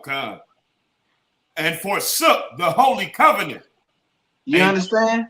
They forsook when they made these our young men and young women turn into these sports for heathen customs. We forsook the covenant. The temple suffered. The sanctuary suffered, because that was where you're supposed to give your service to. Right. We didn't gave our whole service and all our strength. Remember what the law said: love the Lord thy God with all thy strength, all thy might, all thy heart. You understand? That's one of the greatest commandments. You understand? Right. You supposed to give all that to the Lord in our youth. But look what's happening to our youth now. You understand? Look at what's happening. And I think they got their head. One of them got their head down. It's blurred out, but he got his head down, brothers and sisters. Give me some more. What verse we up? I'm sorry. I said totally humbled. Totally humble, man. Like buck broken. They buck broke these brothers, man. And listen, for even in quote unquote sport, it's still a shameful act because you don't allow this to happen. Who are they parents? You understand? Who holds guardianship over these young men? Yeah, where's the father? Right. I ain't gonna even say the parents, and this is why, because in everything there's a dynamic. Like your mother is not your line of defense. She wasn't built to be that line of defense. She was built to be that nurturer. She was built to be compassionate. She was built to, comfort. That father is that line of defense, man. That father is that one who, stands in the gap. And as a people, boy, like I was having that conversation earlier today with Kazak at camp, I don't think we really, as a nation, really are going to appreciate our fathers missing in mass from houses. Yeah. I don't think we really get that nuclear bomb that's been dropped on us. Mm-hmm. And this is why today we have all this bother. I think half this mental shit is because there was no stability in the house. That, and these kids suffering with different levels of these PTSD. That's why they had to be medicated so goddamn much and doing all this wild ass shit. But where's the father? Like, okay, even in school, the teachers, the PE teachers, the coaches, music teachers, a boundary is set by who comes to pick the child up. Mm-hmm. That child jumps on the bus or takes an Uber, that child is vulnerable. If that child has some mother coming in there with booty shorts on, that child is vulnerable. Some nigga pulling up in a, Impala or, a Chevy, something that, brothers like to drive.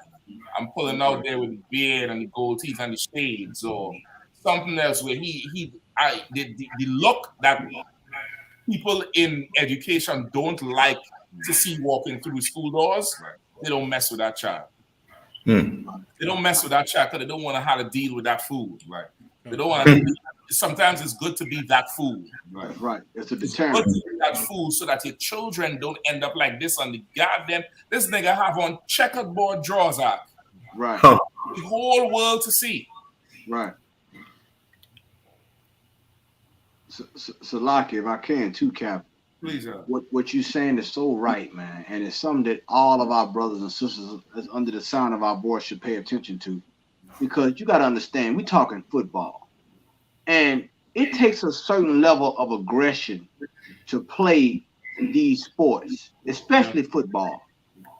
It takes, like, they want them on the field to be what they consider toxic masculinity, to be very aggressive. You understand? In order to compete. Right. And remember what the General Commander Gen.YAHANNA taught us, that sports is simulated warfare. Yeah. So what happens between the end zone and the locker room, that level of aggression is muted, is turned off. Yep. Till you get to this. Like, if you want to understand the psyche of the brainwashing that goes on with us, this should be a case study right here. Yeah. You understand? Can I get the last few scriptures, my brother? What verse we on? Verse 15, sir. Come on. And joined themselves to the heathen, and were sold to do mischief. You see that? Because we integrated, join yourself to the heathen. That's a code word for integration, right? Or assimilation. And they were sold. Like we have a simulated auction here, Exhibit A, right, to do mischief. And that mischief shames the nation. It shames other black people on campus. Now other students going to have to fight all week now. Now everybody else going to have to, we got to show them we ain't playing. Like, you got to make an example out of these kids now. What you think the other black students going to have to do now? You take 3 of them and mock them like this. Now everybody can show this in the school and make it a joke. Now you put pressure on us as a people in that school. These are the things that they don't want to talk about. But the UPK is always tip of the spear when it comes to these issues. And see, these civil rights people run from stories like these. I noticed this. I'm starting to get a pattern on you so-called Negroes. When we have these talks and these city halls and things like this. You run from stuff like this. You don't want to see it.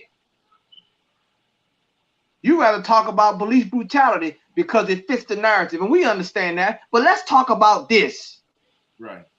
Let's talk about integration and how it has damaged us. You don't want to talk about that because then you have to backtrack on the whole civil rights movement that you see that you try to uphold as your legacy. You don't want to deal with the fact that you made a mistake. Right. So like I yield, sir. Yeah, you're right. Like they once again, nobody want to take blame for anything, but they're quick to point the finger at these young brothers. So all of a sudden, these young brothers are gonna be the problem, right? I want to know who the hell was filming, because I somehow I think that's administration and not another player, like some assistant coach or the equipment manager or some dumbass. Somehow I don't think that's another student filming. The way how they walk in and the dude hold the door open for them. Yeah. Like, I don't even think so. You know what I mean? I think it's one of them. If I could, I just want to give me about 5 minutes with this point. And it's down there both what Kahan and Sakawar was saying with the stages of hazing. Right? Now, this is a couple paragraphs from a book called $40 Million Slaves. Some of you all might have been familiar with the book written by William C. Roden, right? The book came out back in 2000s, and it definitely rocked the sports world with the amount of insight and the whole psychology with recruiting these athletes. And there's a chapter here, chapter 7. It's called The Conveyor Belt, the dilemma of alienation. If you could read this here from me. Right, this is a quote from the book. When you control a man's thinking, you do not have to worry about his actions. Say that again. When you control a man's thinking, you do not have to worry about his actions. Go ahead. You do not have to tell him to stand here or go yonder. He will find his proper place. And you don't have to tell these brothers, get naked and stand there like you're on a slave block. These brothers gonna find their proper place. Go ahead. And will stay in it. And they'll stay in that place. Which is like what you said. Now, this is as Sakawa was breaking down. This is sort of some initiation into being in the good crowd, in the players that's coachable. That's what they say. He's coachable. He's not coachable. You understand? He's a troubled player. We can't just work with him. So now you don't make it onto the conveyor belt. The whole concept of the conveyor belt system. Of course, they have different names for it now since this book came out and all these rules changed with the NCAA. But that conveyor belt system was once you're a certain type of player in high school or student athlete, let me put it like that. Once you're a certain type of student athlete, you get put on that conveyor belt like at a grocery store from the back straight to the front, non-stop till it's time to check out. Right? You get put on that and you just going all the way through because you're the type of player that doesn't rock the boat. You don't make political statements. You're down for whatever. You're down for anything. You're not standing up for anything. You get the point? Is that it? Go ahead, please. You do not need to send him to the back door. He will go without being told. You don't need to send him to the back door. He'll just go there without being told. Once again, referring to the slave mentality. Right. He know to go around back. Right? Go ahead. In fact, if there is no back door, he will cut one for his special benefit.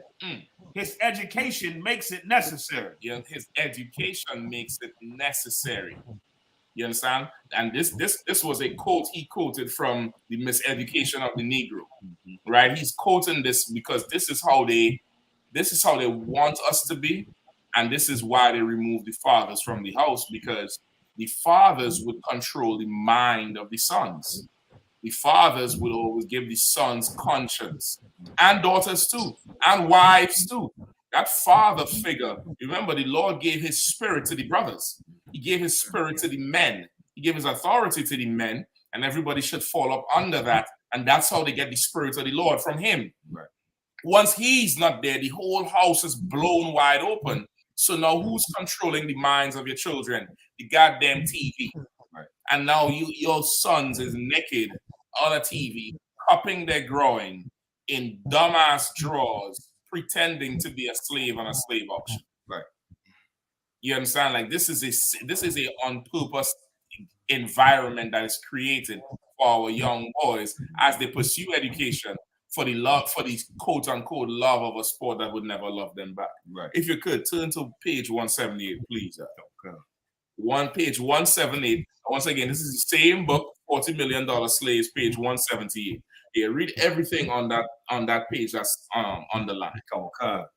On the conveyor belt, young athletes quickly learn that easy passage through a white-controlled system is contingent upon not rocking the boat. Say that one more time. On the conveyor belt, young athletes quickly learn that easy passage through a white-controlled system is contingent upon not rocking the boat. Right? Easy passage through a white-controlled system is dependent upon not rocking the boat, meaning don't make them feel uncomfortable. Make these white people feel as comfortable as possible. So Kanye West wears, White Lives Matter. Right? It's not about his physical features. I'm just here to see Jesus. You understand? Like all that is a part of their wider society with how they deal with us. But it's very much focused in the education system as it pertains to school and sports. Right? Keep going. And not being a troublemaker. And you know what? A troublemaker. Go ahead. And making those in positions of power feel comfortable with the athlete's blackness. Say that one more time. And making those in positions of power feel comfortable with the athlete's blackness. Say it one more time for the people in the back. And making those in positions of power feel comfortable with the athlete's blackness. This is them making white kids feel comfortable with the athlete's blackness. Mm-hmm. This is just part of being an American student in American school playing American sports. That's right. You have to make them feel comfortable with your blackness. Even though on tape, though your face is blurred, we could see you're physically uncomfortable. Right. We could see it. Your head is hanging, Negro. We could see that you're covering up your groin because you're shamed, like a woman, how she'd cover her breast area. Like if she wearing something too tight or too skimpy, and you see a man looking, she immediately does this thing here because she's uncomfortable. And that's this. Keep going. Okay.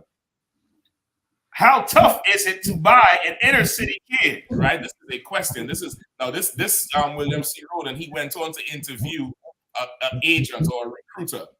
And this is how he led off this paragraph. Read it one more time. How tough is it to buy an inner city kid? So now, in fact, you can mute your thing again a little, just bumping or buzzing coming back. So what? Go ahead. Say it again. How tough is it to buy an inner city kid? See, how tough is it to buy an inner city kid, which is the majority of your student athletes. Even if they come from the countries of South Carolina or Mississippi somewhere, it's still the same principle that's applied. The inner city kid. Go ahead. Buy him some shoes. Do what? Buy him some shoes. Go ahead. Take him to dinner. Get him some nice clothes. Maybe a car. You become his best friend and he gets hooked like a junkie. Now, this is an agent giving his quote on how easy it is to get these kids to come to a school. Now you see why Deion Sanders is such a threat to the establishment. I can't even say a threat to the sport, to the establishment. Right. How easy it is to get an inner city kid? Treat him like a hoe. That's right. Put him naked and let him reenact the most traumatic thing in the history of the world. Right. For the enjoyment of the oppressor. Buy him some Jordans, take him to dinner, give him a few expensive clothes, some Balenciagas like Kanye, maybe a car, depending on how much points he could give you.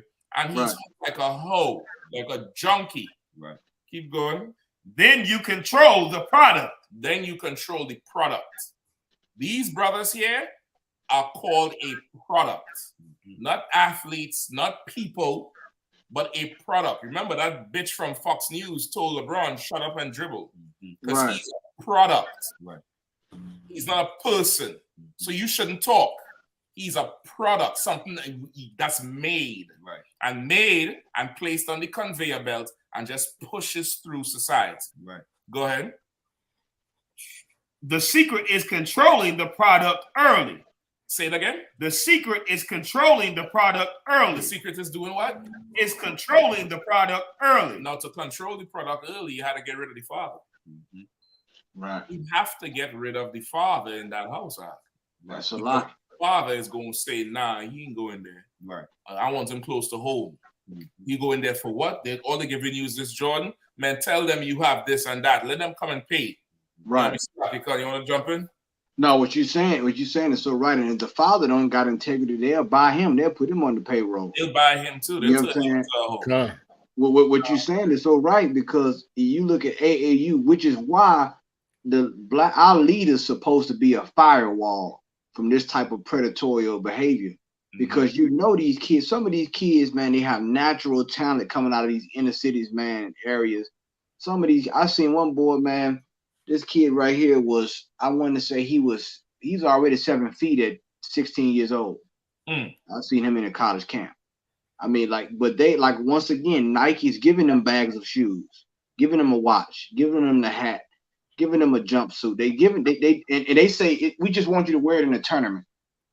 They give these kids these types of things, man. Give them passes to Disney World when they go to different tournaments in Florida. Right. All these different things that happen. They have a whole camp and they meet, once again, like you said, they turn these children in they're products. Yeah. But if we had a firewall of leadership like we supposed to, like what we have in the I.S.U.P.K, you wouldn't be able to come in our community and say, we're going to just give them this. Because there's always strings attached, not just the shoestrings, but it's always strings attached to what they give you. Right. The Bible says a gift destroyed the heart. So I yield, Captain. Definitely. That's definitely what it do. And like as you say, if the father, we did pay him, and part of the proof for that is the mothers get paid. Like y'all remember that famous college draft where the mother was dressed, I think, in the Gators. It was a Gators school with an alligator, and the brother took the hat off and put on the next one. And the mother got up right there and walked the hell off, like, nigga, what the hell is you doing? Because she done took money from the other school. Right. You get the point? Let me get a little bit more from that book. It's just like slavery. Oh, say that. Read the line before. Hold on. Walking through it. I put it in. Put slack it. Get them it slow. Then you control the product. Then you control the product. Go ahead. The secret is controlling the product early. The secret is controlling the product early. It's young. Go ahead. It's just like slavery. It's just like what? It's just like slavery. It's just like what? It's just like slavery. And look, these brothers is doing this thing just like slavery. Right. Up there on the auction block. Just like slavery. Right. In fact, among many athletes who reach the professional level, their greatest fear is having to return to the community. Now listen, he said, in fact, for many athletes who reach the top professional level, their greatest fear is having to return back to the community. Now I want you all to take a look at this. I was looking for the video, but I can't get to play the video because I guess it's quote unquote pornographic. Now you all know this guy, right? Anthony Davis. They call him the Brow. Everybody know him, right? He plays with LeBron. They make fun of him because he always injured. When he was, I think this was Duke, whatever school he went to. I believe it was Duke. It was Kentucky, sir. Kentucky. I think they won the championship or some after some game, and his teammates stripped him naked in the locker room and spanked his ass out, spanking him like a hoe. And you see this bottom picture here? That was his face, brother. You see how his face looks like a little girl? Let me see if I can get a better picture of his face. This is him on the ground. Oh, my goodness. And they have him naked on the ground. They totally took his clothes off and was beating him on his buttocks, Salakia, like a girl. Like his bare ass. Like his, his bare ass, as the doll has said. I mean, totally just naked. And it was seen as good old healthy American fun. It was seen as there was nothing wrong with stripping this grown man naked and touching his cheeks over and over. And he's smiling and laughing like, no, it's enough. Right. Because this is your final product. Right. This is your final product. And this is where it starts. It starts with these kind of dumbass little Asian bullshit, just like slavery. Right. Naked young, naked old for the entertainment of the master, right, to make everybody feel comfortable and happy. Right. But if them big, strong fathers is wrong, you know damn near don't have to say nothing. You just show up in school. Oh, you here to pick up your daughter? You here to pick up your son? And they're trying to make you smile because there's like, well, maybe if I make him smile, he ain't gonna look so mean to make me feel uncomfortable, right? Like fathers is absolutely needed. Just the sight of you, black man, it changes the aura in the room. It changes the dynamic in the room, right? It's needed because this shit here, I mean, I can't tell you, y'all know the old school. Your parents see some shit like this, brother. You ain't showing up for the rest of the season and you getting welts. You coming up to school with welts the next day. You had to wear long sleeves and sit down easy on that damn chair because you're coming to school with welts. They're gonna think you was a slave when they get they're gonna think you was a slave when you get that butt whooping. Exactly. Parents gonna tell you, I sent you to school with clothes. What you doing naked? Where's all the good clothes I bought you? Yeah. And what is that goofy underwear? And you're getting more licks for the goofy underwear. They'll tear you out the frame from it. But what we not seeing is the greater plot, which is to make a product that's so, non-threatening and comfortable for white people to digest so that we could go on the football field and get CTE and break our hips and break our knees for their entertainment, and then while we die in the street, just shut up and dribble, play basketball, let somebody strip you naked in the locker room, where the media be. Right. The media people be walking through there, niggas walking through naked, all kind of shit. How you think they get to that point where grown men is comfortable like that? Right. Because it starts with this bullshit here. Right. It's ridiculous, bro. And Salakia, I hate to cut in on you too, but you're saying it's so heavy. In that, like it's okay, we seeing it, and I think they're seeing it too, to a point whereas they know that they're being slaves. They know that they're slaves. They know it. Yeah. But as you say, is the willingness to be it and to act like it doesn't exist. We just bouncing ball. That's it. That's it. But you're a slave, nonetheless. You know what I mean? So as I said, they were just entertaining the white counterparts that was playing with them, just trying to make them feel comfortable that, we can make these type of jokes, and we not the bad ones, right? You know what I mean? When it's, it's stupid. Yep. Slacky, Cap. Just to go back to that video of Anthony Davis, man, like I remember watching that video and I'm like, damn, what the hell is going on, right? And in that video, when the dude is trying to pull his pants down and he's laying on his stomach and he's like, okay, y'all can see my ass, but don't see my rod. Like he's not trying to show his rod. And the cat that's doing that to him and smacking his butt, he's trying to pull him over so they could see his rod. I'm like, damn. Brother, that's why I wanted to show the video. But I'm like, the video is so pornographic because that's what he was doing. You so right on. Like they was trying to take his full pants off and turn him over. And he is not like, this is a big dude. This is like 6'9", 6'10", something like that. He is a giant. And he didn't swing one time. He ain't threatened nobody. He ain't do no wild shit. He just on the ground laughing like, like you might play with your woman in the room and tickle her and take her clothes off and she laughing. No, but she really into the game. He laughing like that with these niggas are. And they're trying to pull him over and shame him before the whole world. And the video got out, bro. That was wild. And if I may, and like what all you captains are saying is so heavy with the importance of a father. I mean, okay, I went to a couple of different high schools. We moved around a lot, and so I started high school and it was a all black high school in North Carolina, and then we moved up here to Virginia, and I went to a school in Virginia.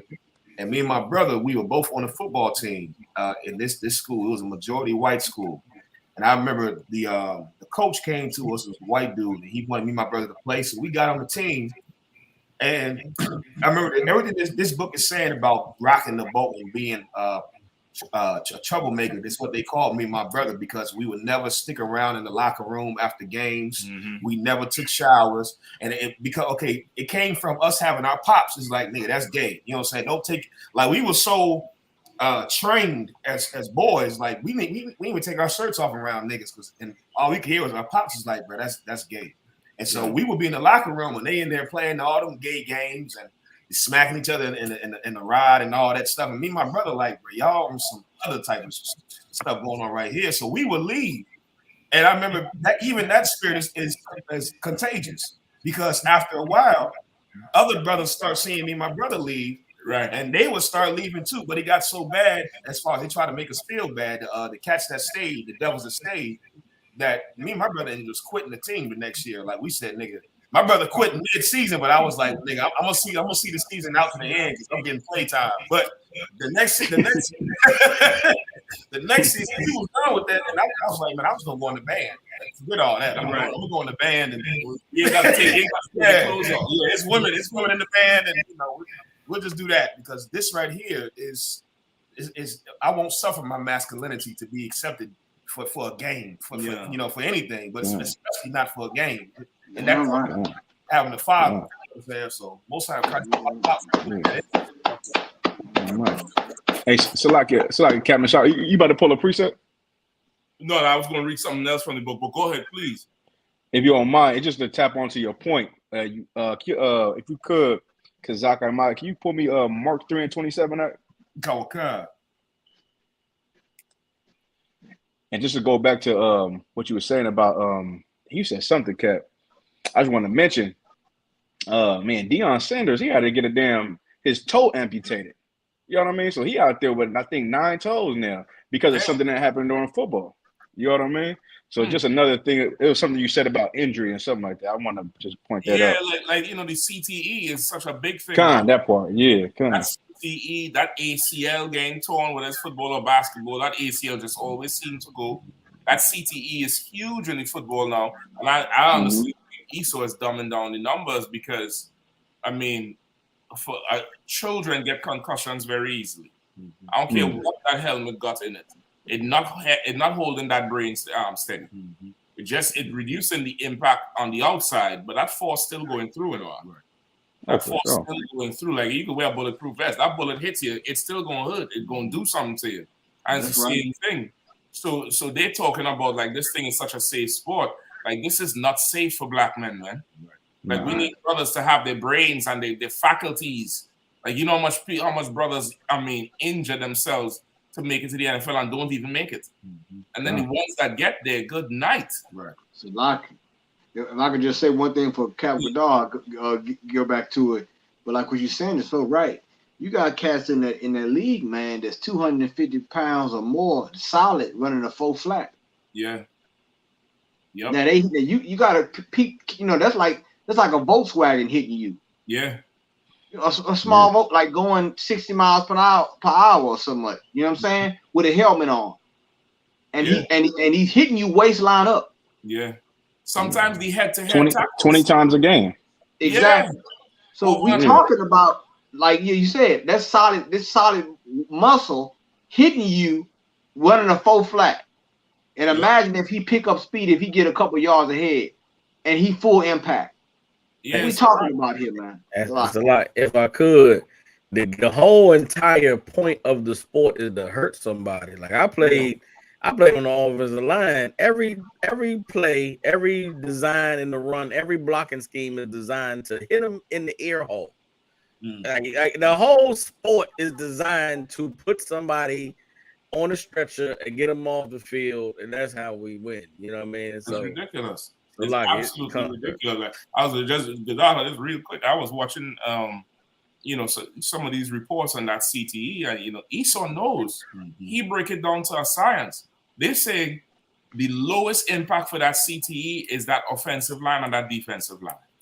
They say that chances again, the CTE is like maybe between 10 and 30%. 60% chance of getting it is the quarterback, wide receivers, running back, corners, them niggas who operating at high speed. Right. They say the high speed, that's where the danger is, because that helmet is like a blind side. You're not seeing shit. No. And once you lose it, it's a wrap. And the smaller too. And the smaller. Right. Yeah, you think, but they they're a little smaller and moving with that pace. Yeah. I mean, come on, man. Like, they don't give a damn. They really don't give a damn about us, man. Like, you know what I mean? Slucky, and still at 200 pounds. Come, if you can read that for me, Baba Sir. Come. Mark chapter 3, verse 27.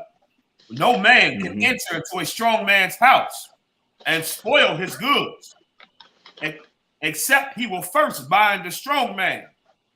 And then and what you were saying, Cap, real quick, so like what you were saying, Cap, was so heavy. Like these cats come into these brothers' house, and you talking about recruiting trips, right? You talking about them coaches, whether it be the, some scout, maybe the offensive line coach that comes see you because he the regional scout for that area. He comes sit down in your apartment or in your house, talk to your mother and your grandmother because you don't have a father, and he's giving them all the good words and all that. Now, just a sidebar, real quick. Lamar Jackson doesn't have a contract right now because his mother represents him. They don't respect her. You get what I'm saying? Yeah. They ain't about to deal with her. Right. You know what I mean? Like a lot of brothers, they go get their mother to represent them, and the white agents or the white men and the general managers, they look at them like, yeah, okay, whatever. We're gonna play this out there. You know what I'm saying? So they come into they sit in that house. They sit in that house just to go back what Captain Kahud said too, about what Terrell Owens said about Deion Sanders coming down and sitting down and talking to that boy's mother and grandmother, Travis Hunter. And he told him some real game, and they was able to trust him. They can't trust these white coaches because the white coaches is only there to exploit them. You know what I mean? Is only there to exploit them. And having a father, he can recognize that. But of course, when you don't have a father, now you're up for whatever. You keep going a little bit. Come. Verily, I say unto you, Slacky, start reading from the top. If you don't mind, yeah. Yeah, come. No man can enter into a strong man's house and spoil his goods, except he will first bind the strong man. And then, the problem is we bound up though. We out of there. You know what I'm saying? We not in that house. We not in that child's life protecting them. What you said about picking your kids up in school and looking the part, that's exactly how we need to go pick up our kids. So they look at us like, yeah, we can't touch that kid. That kid is protected. Because that cat come over here, he gonna cause a whole damn problem. Just because how you coming up bumping music at your kid's school. Yeah. The whole faculty know, oh goddamn. Like, here he come. Here he come looking ignorant and crazy as hell. Yep. Because you know what I mean? And that's something absolutely no one wants to do. I remember my pops used to come pick me up from school. He come just like that. And everybody around is like, oh, damn, that's your pops. Like, yeah, man, that's my dad, man. Like, they like, damn, like, oh, shit. I don't got a pops. You know what I'm saying? Like, I wish I had a pops that come bumping music so everybody know that he's a gangster. You know what I'm saying? Listen, and I don't have a gangster at my crib. It's just the vision of black men. That's really it. The vision of a black man just coming through. It changes a whole lot. You know what I mean? It definitely changes a whole lot. And as a people, we really pray. And I really, like I said before, I don't think as a people we understand the level of attack. Like they're talking about nukes with Putin and stuff. Like fathers out the homes. Like, okay, this devil just said to create the perfect product, you have to control them young. So then imagine the difference in the product if the father is in the home young. Right. If the father is in the home and the son or the daughter witnesses the mother yield to the father. Hey, baby, go get that for me. Okay. Did you get this done today? Man, if I tell you to do that, I forgot. All right, I'm gonna do it tomorrow. Or, witness that whole exchange. Right. I mean, like you wonder, you see, just a sidebar, you see so much of these sisters today just so lost and dumb and opinionated about nothing. And it's really because they didn't have a father in the house. They didn't have that anchor weighing the boat down. That's what that father is, heavy. He's heavy. That's why when he come in the house, you don't even want to be around because he's heavy. He's heavy. He come in there and he weighs the boat down, holds it steady so it don't get tossed around in the wind at sea. And that's how our houses are right now. The mother can't handle that damn hell, man.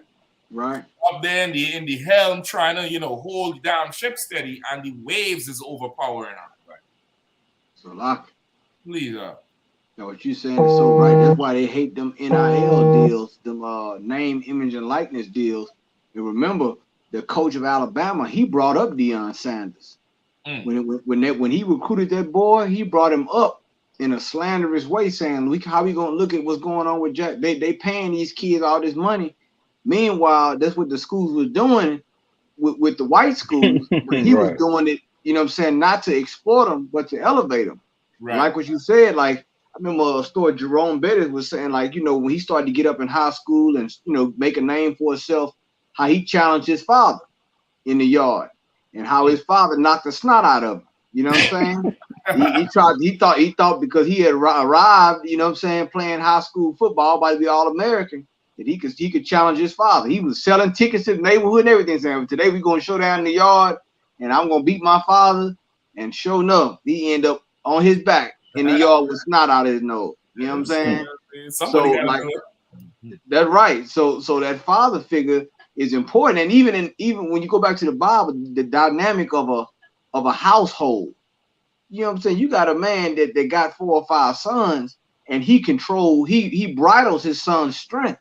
Yeah. You got power with that. Yeah. And then, you know what I'm saying? They have sons and so forth. That's how you build a household. That's what they don't want. They don't want a man to control his sons. Because if you can control your sons, you control, you know what I'm saying? You control strength. Yeah, you control the nation. Bible says, right. The Bible says an aged man is for his wisdom and a young man is for his strength. Right.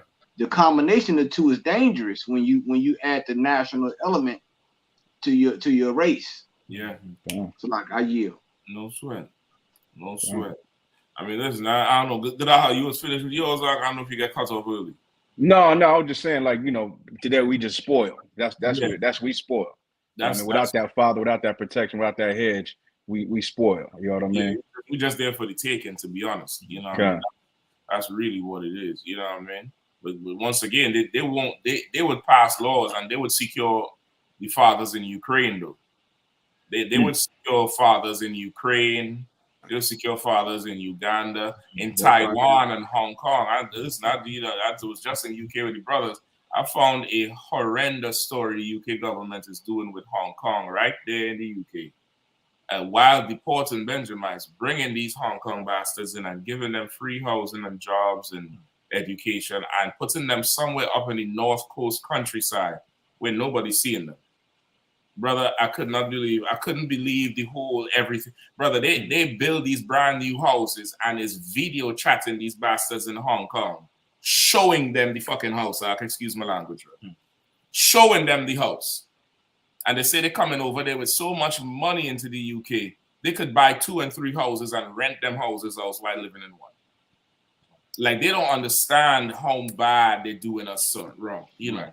But once again, our households don't mean nothing. Right. And see, Biden passed how much? 416 million for Ukraine to aid Ukraine's military. Let's get that story on Biden with the nukes that he's scared of. Meanwhile, they don't drop nukes on our family, and don't nobody care about it. You know what I mean?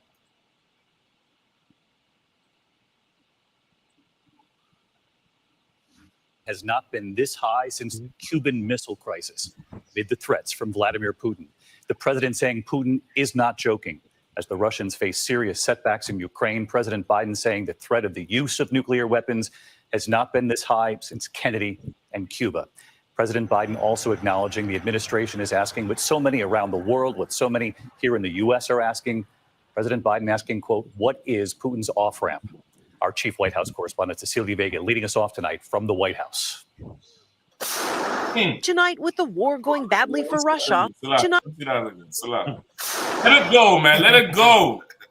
And the American saucy and the rockets that fly, let it go. Tonight, with the war going badly for Russia, the strongest warning yet from President Biden, saying when Vladimir Putin threatens to use nuclear weapons, he, quote, is not joking. No cameras allowed in the New York City fundraiser, but the White House confirming the president went on to say, quote, we have not faced the prospect of Armageddon since Kennedy and the Cuban Missile Crisis. Now, I don't know if Biden is just making a play for elections, because if you can't buy the public, you could just lead the public into a war, and you damn near going to guarantee your next 4 years. Because you start the right war, there's no candidate that wants to come in and finish your bullshit. You're going to stay in there and do that. So who the hell knows? But if the war is going so bad for Russia, why would he use the damn nuclear weapons? Right. You know what I mean? Why would they blow up the pipeline? Why would they blow up? Exactly. Pipeline lines. I put an S on that one. There's a few of them he done, you know. The nigga playing Monopoly with their eyesight.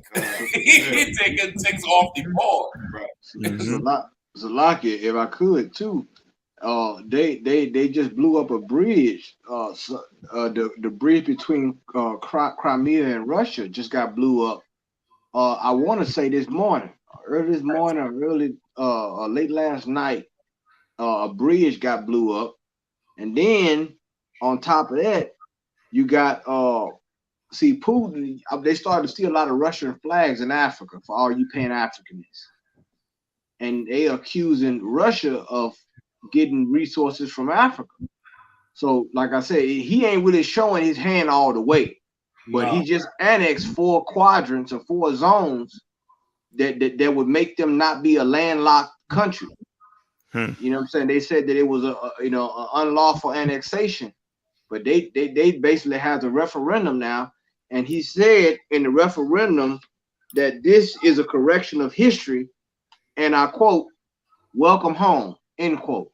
That's what he said to those countries that part of Ukraine, sections of Ukraine that went back, that joined Russia through a vote. So he said that we corrected history by this day. He had a big celebration and everything, man. So you can't believe everything they talking about on the media, because trust and believe, it ain't a one-sided thing with Russia. They probably losing some ground, but best believe he got other tricks up his sleeve. Yep, they're losing ground that they're giving. Yeah. It's not like they're losing ground. That's like strategic, moves where they ain't lose. Damn, that nigga light that whole bitch up. They're giving the ground. It's military stuff. They ain't losing the ground. They're giving ground, right, on purpose. You know what I mean? And for sure, okay. Biden, this week Biden come out and say how he's gonna, overturn all these marijuana charges. Once it's not trafficking, once you were sentenced with weed for personal use, no matter the amount, he's setting you free. Right. So they making moves to secure the seat in the election, because Biden approval rating is at an all-time low right now. Right. And if they call elections right now, Trump left shoe would beat Biden. Right. Right. Left socks would beat Biden. Cap. Look, the only way I see them Democrats winning is they wipe away student debt for good. That's the only way. You got to completely wipe away student. Other than that, I don't see him winning. I ain't even think that's enough at this point. Right. I think at this point that ain't even enough. You had to wipe away student debt and then come with a bigger stimulus than what Trump did. Because remember, even that stimulus that the whole country was receiving, that wasn't Biden's shit. That was shit Trump put in place that they just had to pay out. So they can't even get credit for that. Right. So they had to do what they had to do now.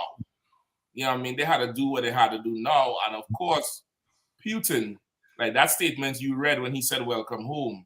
I don't know if you remember last year, he stood up in a news conference and said, you know, he was talking to Ukraine saying, don't buy into all these, you know, the reports on the media and the West. We the same people fighting an old war. Don't listen to them. We family. And he's right. That whole Russian region, all of them is them sons of them goddamn Vikings that came down from, you know, north, the Rus Kiev and Vladimir and all of them. They really them Viking people that was just conquering that whole region, making deals with Constantinople, making deals with the Mongolian Empire back then to stay east. And they would send them furs. And that's even why today they still have that alliance, because historically they've had that whole region. I mean, remember, Kiev used to be the capital before it moved to Moscow. Yeah. So they're really the same people. So he damn near, like Trump was talking about making America great again. Like that nigga really about reuniting Russia. Right. Mm-hmm. He's really about putting it together and coming back in. Everybody gonna be serving Odin in a second. They're gonna be serving Odin and Thor and the Wood God and Floki and riding in boats in a second with this food. Right. Yeah. I don't think there's nothing they could do for him. They're sending millions over there for Ukraine military. Meanwhile, you know, Mississippi can't get no drinking water. Florida, forget about it, man. So Florida is torn out the frame, man. If I could too, sir. Again, this American media, they portraying, you know, they making it seem like, oh, it's just the innocent Ukrainians and Putin is so evil and so wicked. When in the minds of Putin, and they fighting for their goddamn existence. You know what I'm saying? Because who knows what Biden was doing over there with them Ukrainians and with all of that funding and that money they were sending over there. Who knows what, you know, Esau always got some clandestine activity going on. There's always something that, you know, the media don't really be reporting on that be going on. So in the minds of Putin and them, they fighting for their existence. The same thing with China. Biden out there making statements like, yeah, Taiwan, we're going to support y'all militarily, meaning that's a complete threat to China and their sovereignty. You know what I'm saying?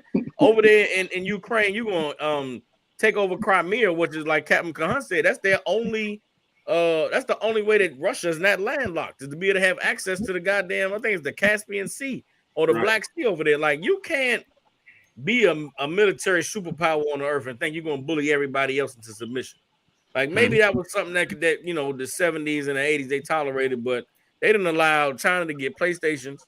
You know what I'm saying? They didn't they didn't get the microchips to be able to tap into the metaverse. Like, these countries are advanced. They didn't found out the game that Esau over here was playing with their intelligence agencies. They've copied it, they've replicated it, and now they're on the offensive. China's on the offensive, Russia's on the offensive. And all America is doing is trying their best to save face, you know what I'm saying, before this whole thing blows over. But this is a very real threat. But for them to be saying it to us in the media, meaning saying it over here in America, Biden and them is definitely, Putin and them is definitely making some legitimate threats that got Esau on you know, on alert. Because the very next step after a warning like this is, we need you to sign up and fight. We need you to come protect democracy. You know what I'm saying? And it's going to continue. This type of talk is going to continue to gear up until it comes around to the election. If you go back and look at the past 4 elections in America, 2 years preceding the election, there's some type of war, there's some type of great threat, there's some type of danger that's lurking in the midst, and America's got to be ready to defend itself. It was the same thing with Bush and them after 9/11. It was the same thing when it came time for the, you know, second Bush election with Kerry, and then we're going to continue to war on you know, war in the Middle East. And then when Obama came along, Obama was very strong in his language about what he was going to do out there in the Middle East and about what he was going to do with immigration, which is why when he took over under the Barack Obama presidency, he deported more people in his 8 years in office than in any other time previous in America. You know what I'm saying? Like, there's conversations that's being had politically that's setting the stage for what's going to take place over the next 2, 3, 4 years. And right now, everybody is posturing themselves like this thing gonna go to the next level. And it's important for Biden and them to be able to appear to be strong and to be ready to take it as far as it's willing to go, because that's how he gonna be able to get them votes and secure another 4 years in office for them Democrats. But I don't right now in any other time, more than any other time in the history of this country, it seems like China and Russia ain't playing and they not laying down like they have before. Listen, what he think is 4 more years.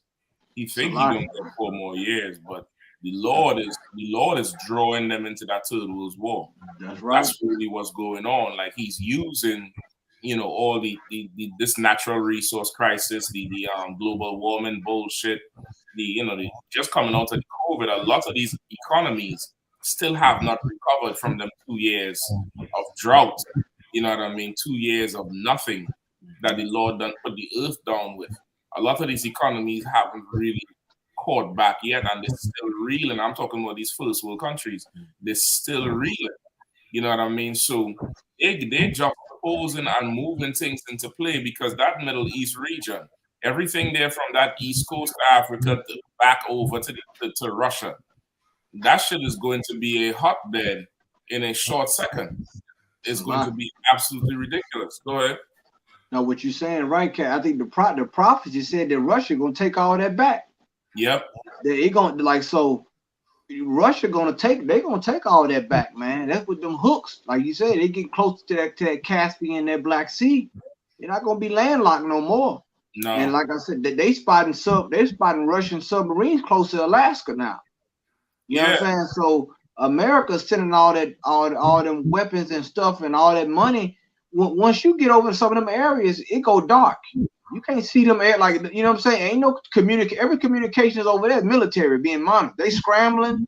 You don't know where them resources going through. So they giving them all that money blindly. It could be going right. The Russians can intercept that stuff as soon as it hit the dock. Yeah. As soon as it hit those areas, man. So like you're saying, these things gonna escalate even more. And when they use the certain battle terms, when they use the term that we fighting for our existence, just know that it's a fight to the death.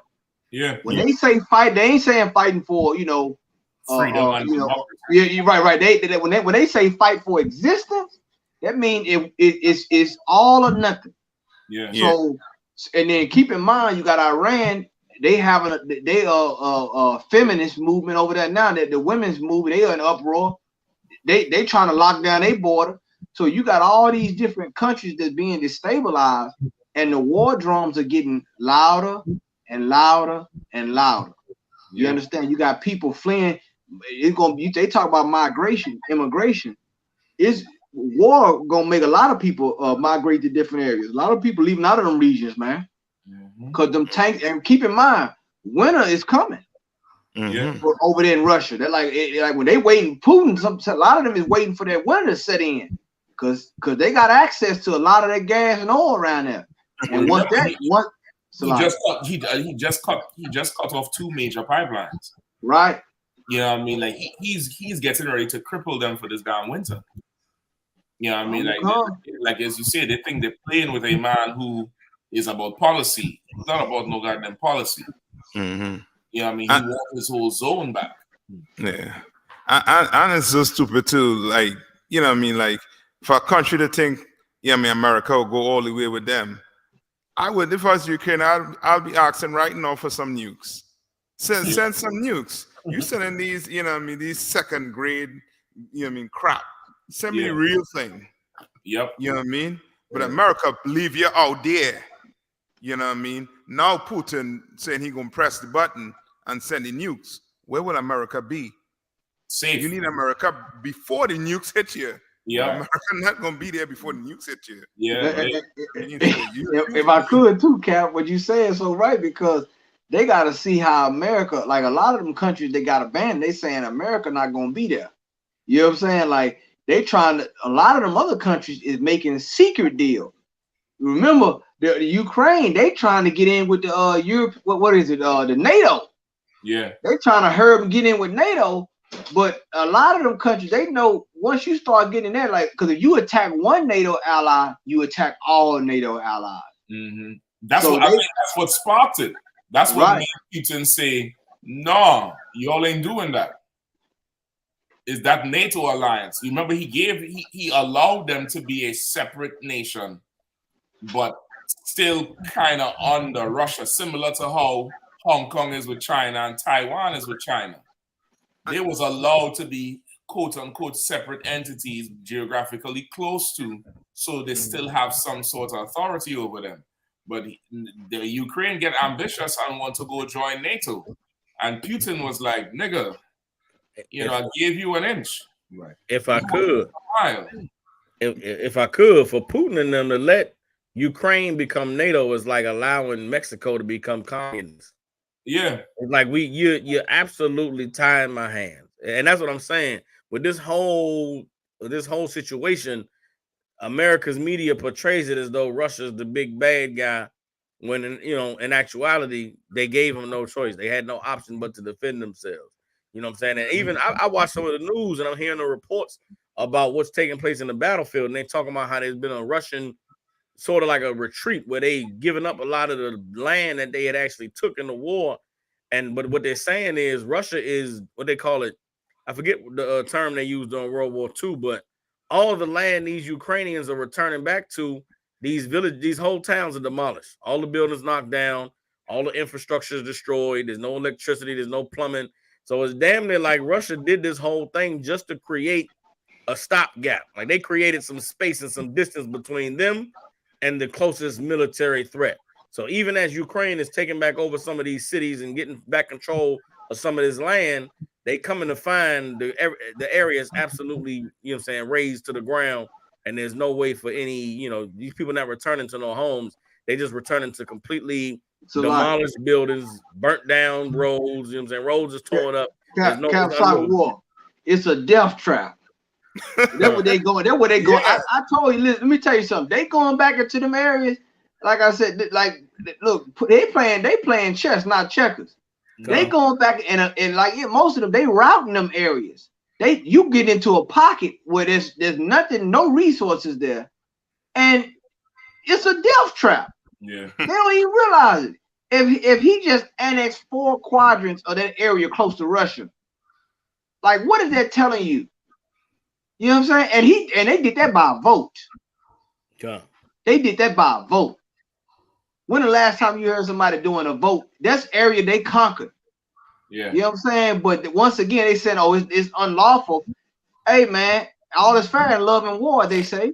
He went over there and took the land, had the vote. Over all the traitors, they getting executed. They ain't showing that on TV. But like I said, it's a man, this thing right here is going there, man. This thing here is going all the way there. And the winter is right around the corner. They trying to move, trying to get settled in, because once that snow comes, wherever you at, unless you got a pair of reindeer and a sleigh that can fly to the North Pole. You know what I'm saying? You gonna have a hard time out there, man.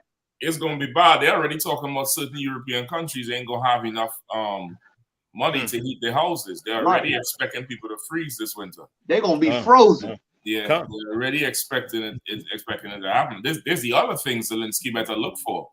That when America does double cross him, and America will, when America does double cross him and leave him high and dry, them people under him is going to assassinate him. They're going to assassinate him and just go right back to Putin, and it'll be like he never even existed. If I could, because here's what Putin knows. Putin knows that there's a fragility that exists within that Western system. Yeah. And all you got to do is just make the resources a little bit more scarce and just make the darkness, make the clouds a little bit more darker, and they will turn and they will eat each other. Yeah. Those Western European countries, let the winter hit bad, and it's getting cold, and there ain't no gas coming through. Oh, the NATO is going to tear itself apart. You're going to see Turkey say, listen, man, to hell with this shit. We're getting back in line with Syria and Iran. You're going to see Germany and damn Switzerland saying, listen, France and England, I hear you, but we got to get down and lay down because we ain't about to freeze. Like, it's going to get really bad, and you're going to see these Western powers tear themselves apart from the inside out. Now, at least that's what the plan that Putin has in mind. You know what I'm saying? And also, too, it seems Russia don't want to become a colony of America. Right. So they're fighting tooth and nail for the, you know what I mean, not to become one of them. Yeah, You know what Russia I mean? trying to keep their fathers out. Yeah. Huh? Russia trying to keep their fathers. Yeah. You know, They they ain't trying to trying be like us. to, yeah. They ain't trying to go that route at all with it. But you know, the hypocrisy of this thing is ridiculous. Like he's spending more money. How much million they say he sent? Man, billions, Cap. I think Tuesday he just approved a certain something 100 million just for the military alone. Damn. Like how you doing that and things getting inflated in your country? I don't.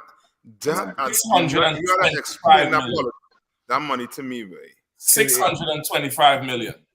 This was on Tuesday. This was October 4th. If like you don't have money, things going up in your country, and you able to send your money and equipments out.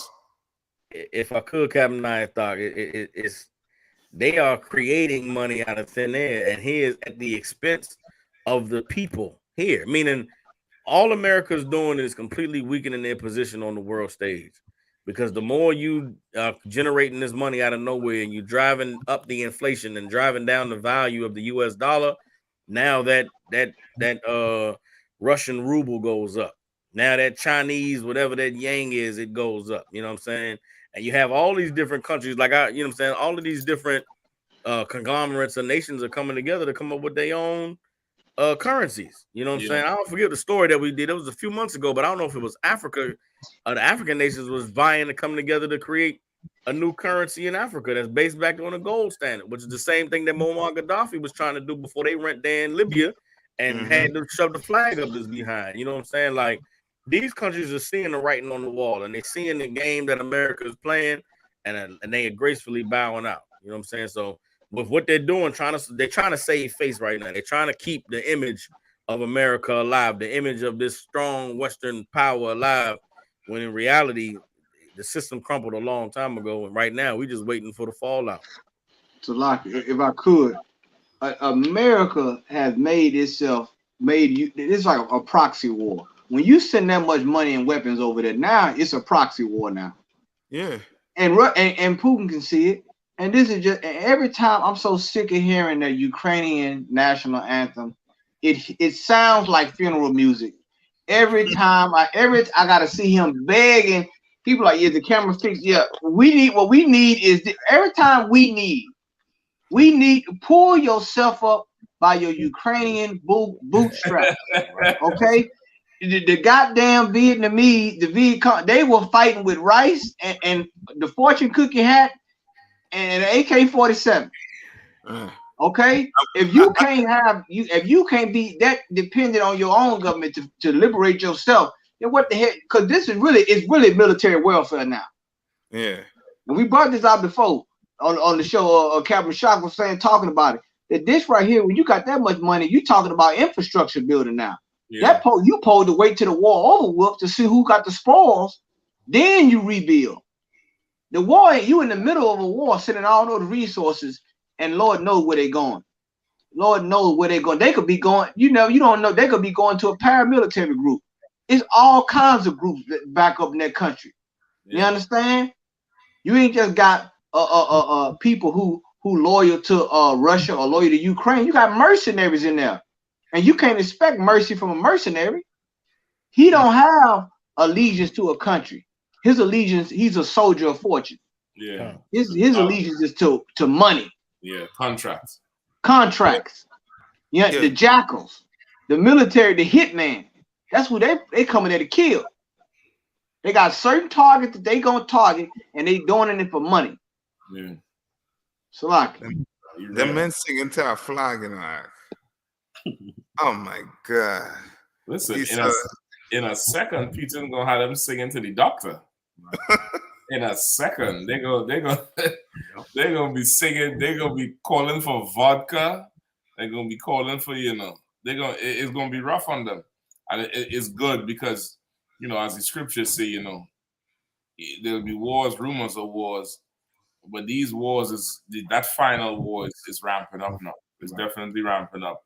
And it's good that these countries is fighting each other. Like Russia and Ukraine is the same people.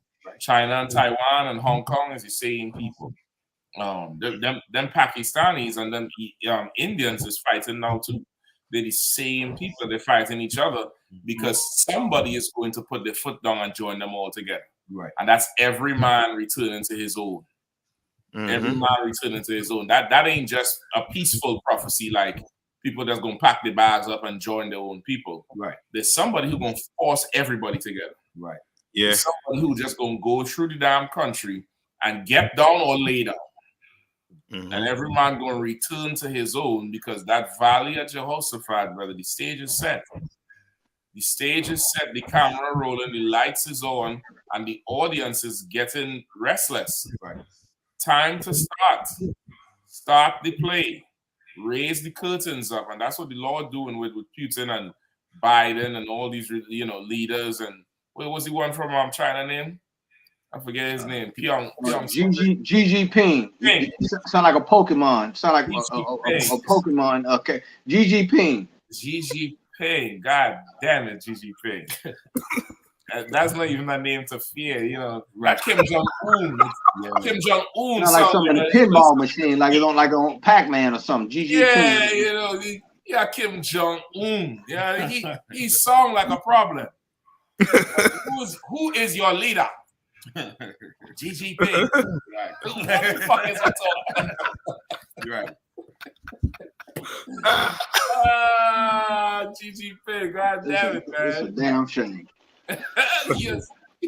$1 billion of y'all, that's the best y'all could find, GGP. Y'all could join the lottery and get somebody else. You can get Jet Li, right? Somebody else. He should at least put Shogun GG or something like at least shit. I go to the samurai, do something. You know what I'm saying? It's the year of the rat. Oh, God damn. This nigga change your name to Shredder. God damn it. Change your name to Shredder. I ain't worried about that. Nigga ain't worried about that. Yeah, man. It's gonna be good to see. I mean, in the meantime, of course, the homeland is coming apart at the seams. It's unraveling. Right. Like the streets is getting wilder. It's more crazy, random shit happening. The cops is losing their mind. I just read an article this week. DC police had to reinstate 37 cops who they fired 2 and 3 times in recent years. They fired them in 2015. They reinstated them in 2021. $14 million in back pay to these cops. Wow. Over 6 years. Some of them was real dumb shit. These niggas firing the gun in the house. Go into the gang calls to domestic abuse. The sergeant know these cops ain't shit, listening to the call, listening to the whole exchange. Right. They leave the domestic abuse call and write it down as a family disturbance. The sergeant go back to the house and see the broad face bust wide open. And then had to write these damn fools up. And then, they was doing it so much, they end up getting fired. They were stealing overtime. One of them, they say he would just flash his badge and jump on the mark and ride to New York. And not just do that shit over and over. Like real goofy shit. Now, there's some other shit too with, sexual assault, excessive force, that type of shit. There's some other shit. But then there's some real goofy shit. Like, what the hell is going on? And they fire these men 2 and 3 times. They gotta come. They gotta come and get a UPK, man. Oh man, they gotta come and get us. They need to hand it over, and they say no because of this overturning. It's like they can't fire these cops because of the FOPE and the appeals. Right, the appeals for these cops. It's like they can't fire them. They're unfireable with their job. So this place coming apart, man. This place is absolutely coming apart. Y'all should find the UPK. You listening out there? Come find Commander Gen.YAHANNA, man. Right. Come find Commander Gen.YAHANNA. Come find the ISUPK. Get that knowledge, man. Get that wisdom. Join yourself to this body because lean times are coming. Right. And lean times are coming quick. Literally, you're gonna go to sleep one night and the next morning you're gonna think you in one of them, TV series on Amazon. Where the camera over your shoulder and you just running with a little bubble backpack and some diapers for your kids. run into some, FEMA truck. Right. It's going to be ridiculous. Make sure and get up in here, man. So Make that's sure a and lot too. turn to your people. Right. And what you're saying so right about that whole that let that be a whole lesson on the police reform groups that's out there about reforming the police department. So now you got a revolving door of incompetence. Yep. And best believe that we gonna have to absorb that cost as Black people, Hispanic, and American Indian people, and that cost is a human cost. For them being able to come back in there, and you better believe if they do all that and come back in there and get reinstated with back pay, they feeling that they are above the law. Yeah. Make no, they feeling like Judge Dredd. I know y'all remember that movie. Yeah. Judge Dredd. They feeling like Judge Dredd or RoboCop or something. That's how they feeling. So when you got this type of thing, this let you know the system can't correct itself because this is how it was intended to be. You know what I'm saying? So you got this going on, and it let you know what time it is, man. With these different police groups, man. You know what I'm saying? Which is why if you are a quote unquote so-called leader, you supposed to understand what time it is, like Captain Mashak said. And see, in the I.S.U.P.K, we all have a real leader in this group. You understand? And we know about when times like these happen, a leader must be able to produce justice. Yeah. That's what people don't understand. You understand? A leader must be able to produce justice. You know what I'm saying? So this let you know where this society is headed. You understand? And being that we have the law of the Lord, the law of our God, we understand what is justice and what justice looks like. So like I yield. Listen, you're right. You're so right. Like even this thing with DCPD, I don't know if you remember Kathy Lanier. She was the white woman who was the chief of police about 8 years ago. Right? She's the woman who Relisha Rudd went missing under. And she walked off the job and took the job of the head of security for the NFL. And they was begging her to stay, and she said she can't stay in this circus no more. She literally said that. She said, I cannot stay in this circus anymore, and walked off the job. And and she's a devil. She's like the devil want to leave hell. Right. Imagine that shit. The devil want out of hell. Like goddamn. What we're trying to be in there for that? Right, God. You know what I mean? So listen, we right up the time, we over the time. Goddamn. Yeah, I mean, but once again, a good show. I'm giving up Commander GEN.YAHANNA, giving us the platform rocking it up all the time. Don't forget, Feast of Tabernacles coming up. Check your local schools, give them a call, see where they're having it. This is tomorrow, Sunday at 7 p.m. Sunday at 7 p.m. The Feast of Tabernacles, the opening. Y'all go check it out. You know what I mean? Everywhere where there's ISUPK, they're going to be the opening of the Feast of Tabernacles. Closing is next week, Monday. Not this Monday coming, but the following Monday, the 17th. You know what I mean? Commander GEN.YAHANNA going to be in Baltimore. We're going to be closing it down in Baltimore. You know what I'm saying? Around in 3420 Eastern Avenue. Come check it out. 3420 Eastern Avenue. Commander GEN.YAHANNA going to be in Baltimore October 17th. That's that Monday at 7 p.m.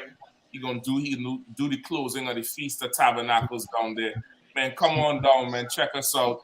Pay your tithe. Support the truth. You know what I mean? Give a Parashi and them. Some devil drive all the way from an hour away to come and kneel down in front of them and pay tribute and read. I mean, he read a letter that was well written. He got on his knees and said, I want to thank the I.S.U.P.K under Commanding GEN.YAHANNA. I know I'm a Caucasian, I'm a devil, I have no place with you all, but I want to serve. And he was on his knees. More of you people got to do that, man. That's right. That's right. To do that. You'll come up in here and yield over to the sons of Jacob. Right. Yield over to the Most High in Christ, man. We're going to be back next week. Again, thank the whole crew from coming through. You know what I mean? Captain now.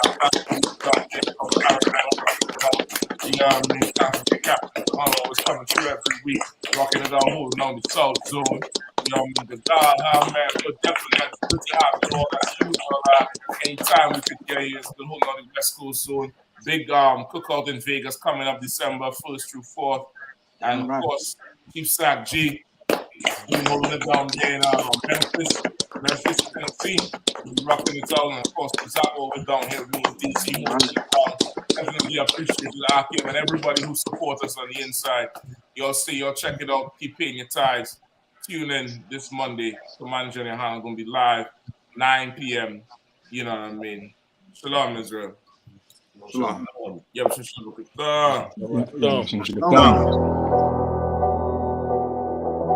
I got you.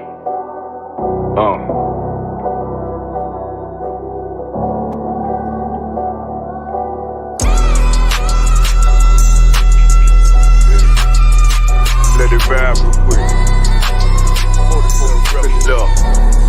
Look. City eyes, it's time to vote God. My God, a real nigga, cause he wasn't no flaw. Posted on the corner like a watchdog. Family secure, got that shot in the closet by the mob ball. Fuck what they heard, tell them it's all true. Be cautious, that foundation voltage to fall through. They gon' fall. Look, I keep this shit 50 times 2. Ain't no more heart in this game, I'm John Q. The colder than the avalanche, way above average. Revenge taste sweet, told him make me an apple tree. Left us in the valley full of bones, this where hope found. Child become a man, dark sands get broke down. Riding through Evanston with Mark Quad, telling me how the crackers turn his childhood to a ghost town. Poker stop, nigga, I lay that game down. I feel his pain, cause nothing is the same now. Let my light shine like heaven through a rain cloud. Glock have a fit like my child, no tangent. Try to warn them niggas, we bear arms like tarantula. Them other niggas rap, I make anthems. I really seen prophets under this banner. Make my enemies bow down on camera. Told my design I wanted black and white like a panda. I'm better than that nigga that sunk dirty Diana. Look, I move like a Brazilian, precious cargo. Spirit ancient, but I got a new semi-auto. Wave that bitch around like where's Wardo. Sleep if they won't, I cut through they Z's like I'm Zorro. Hate me for his name, so I gotta keep that steel clutch. Trust me, I'm not what you think. I squeeze till it click like Dorothy when the heels touch. The world got me dumb, I don't feel much. Ride around with Yara just left the state bridge. Looking for a bitch better than Baby's kid. Remember I dropped Quiet Storm, I've been gone ever since. Still in the field, fuck them niggas on the fence, yeah.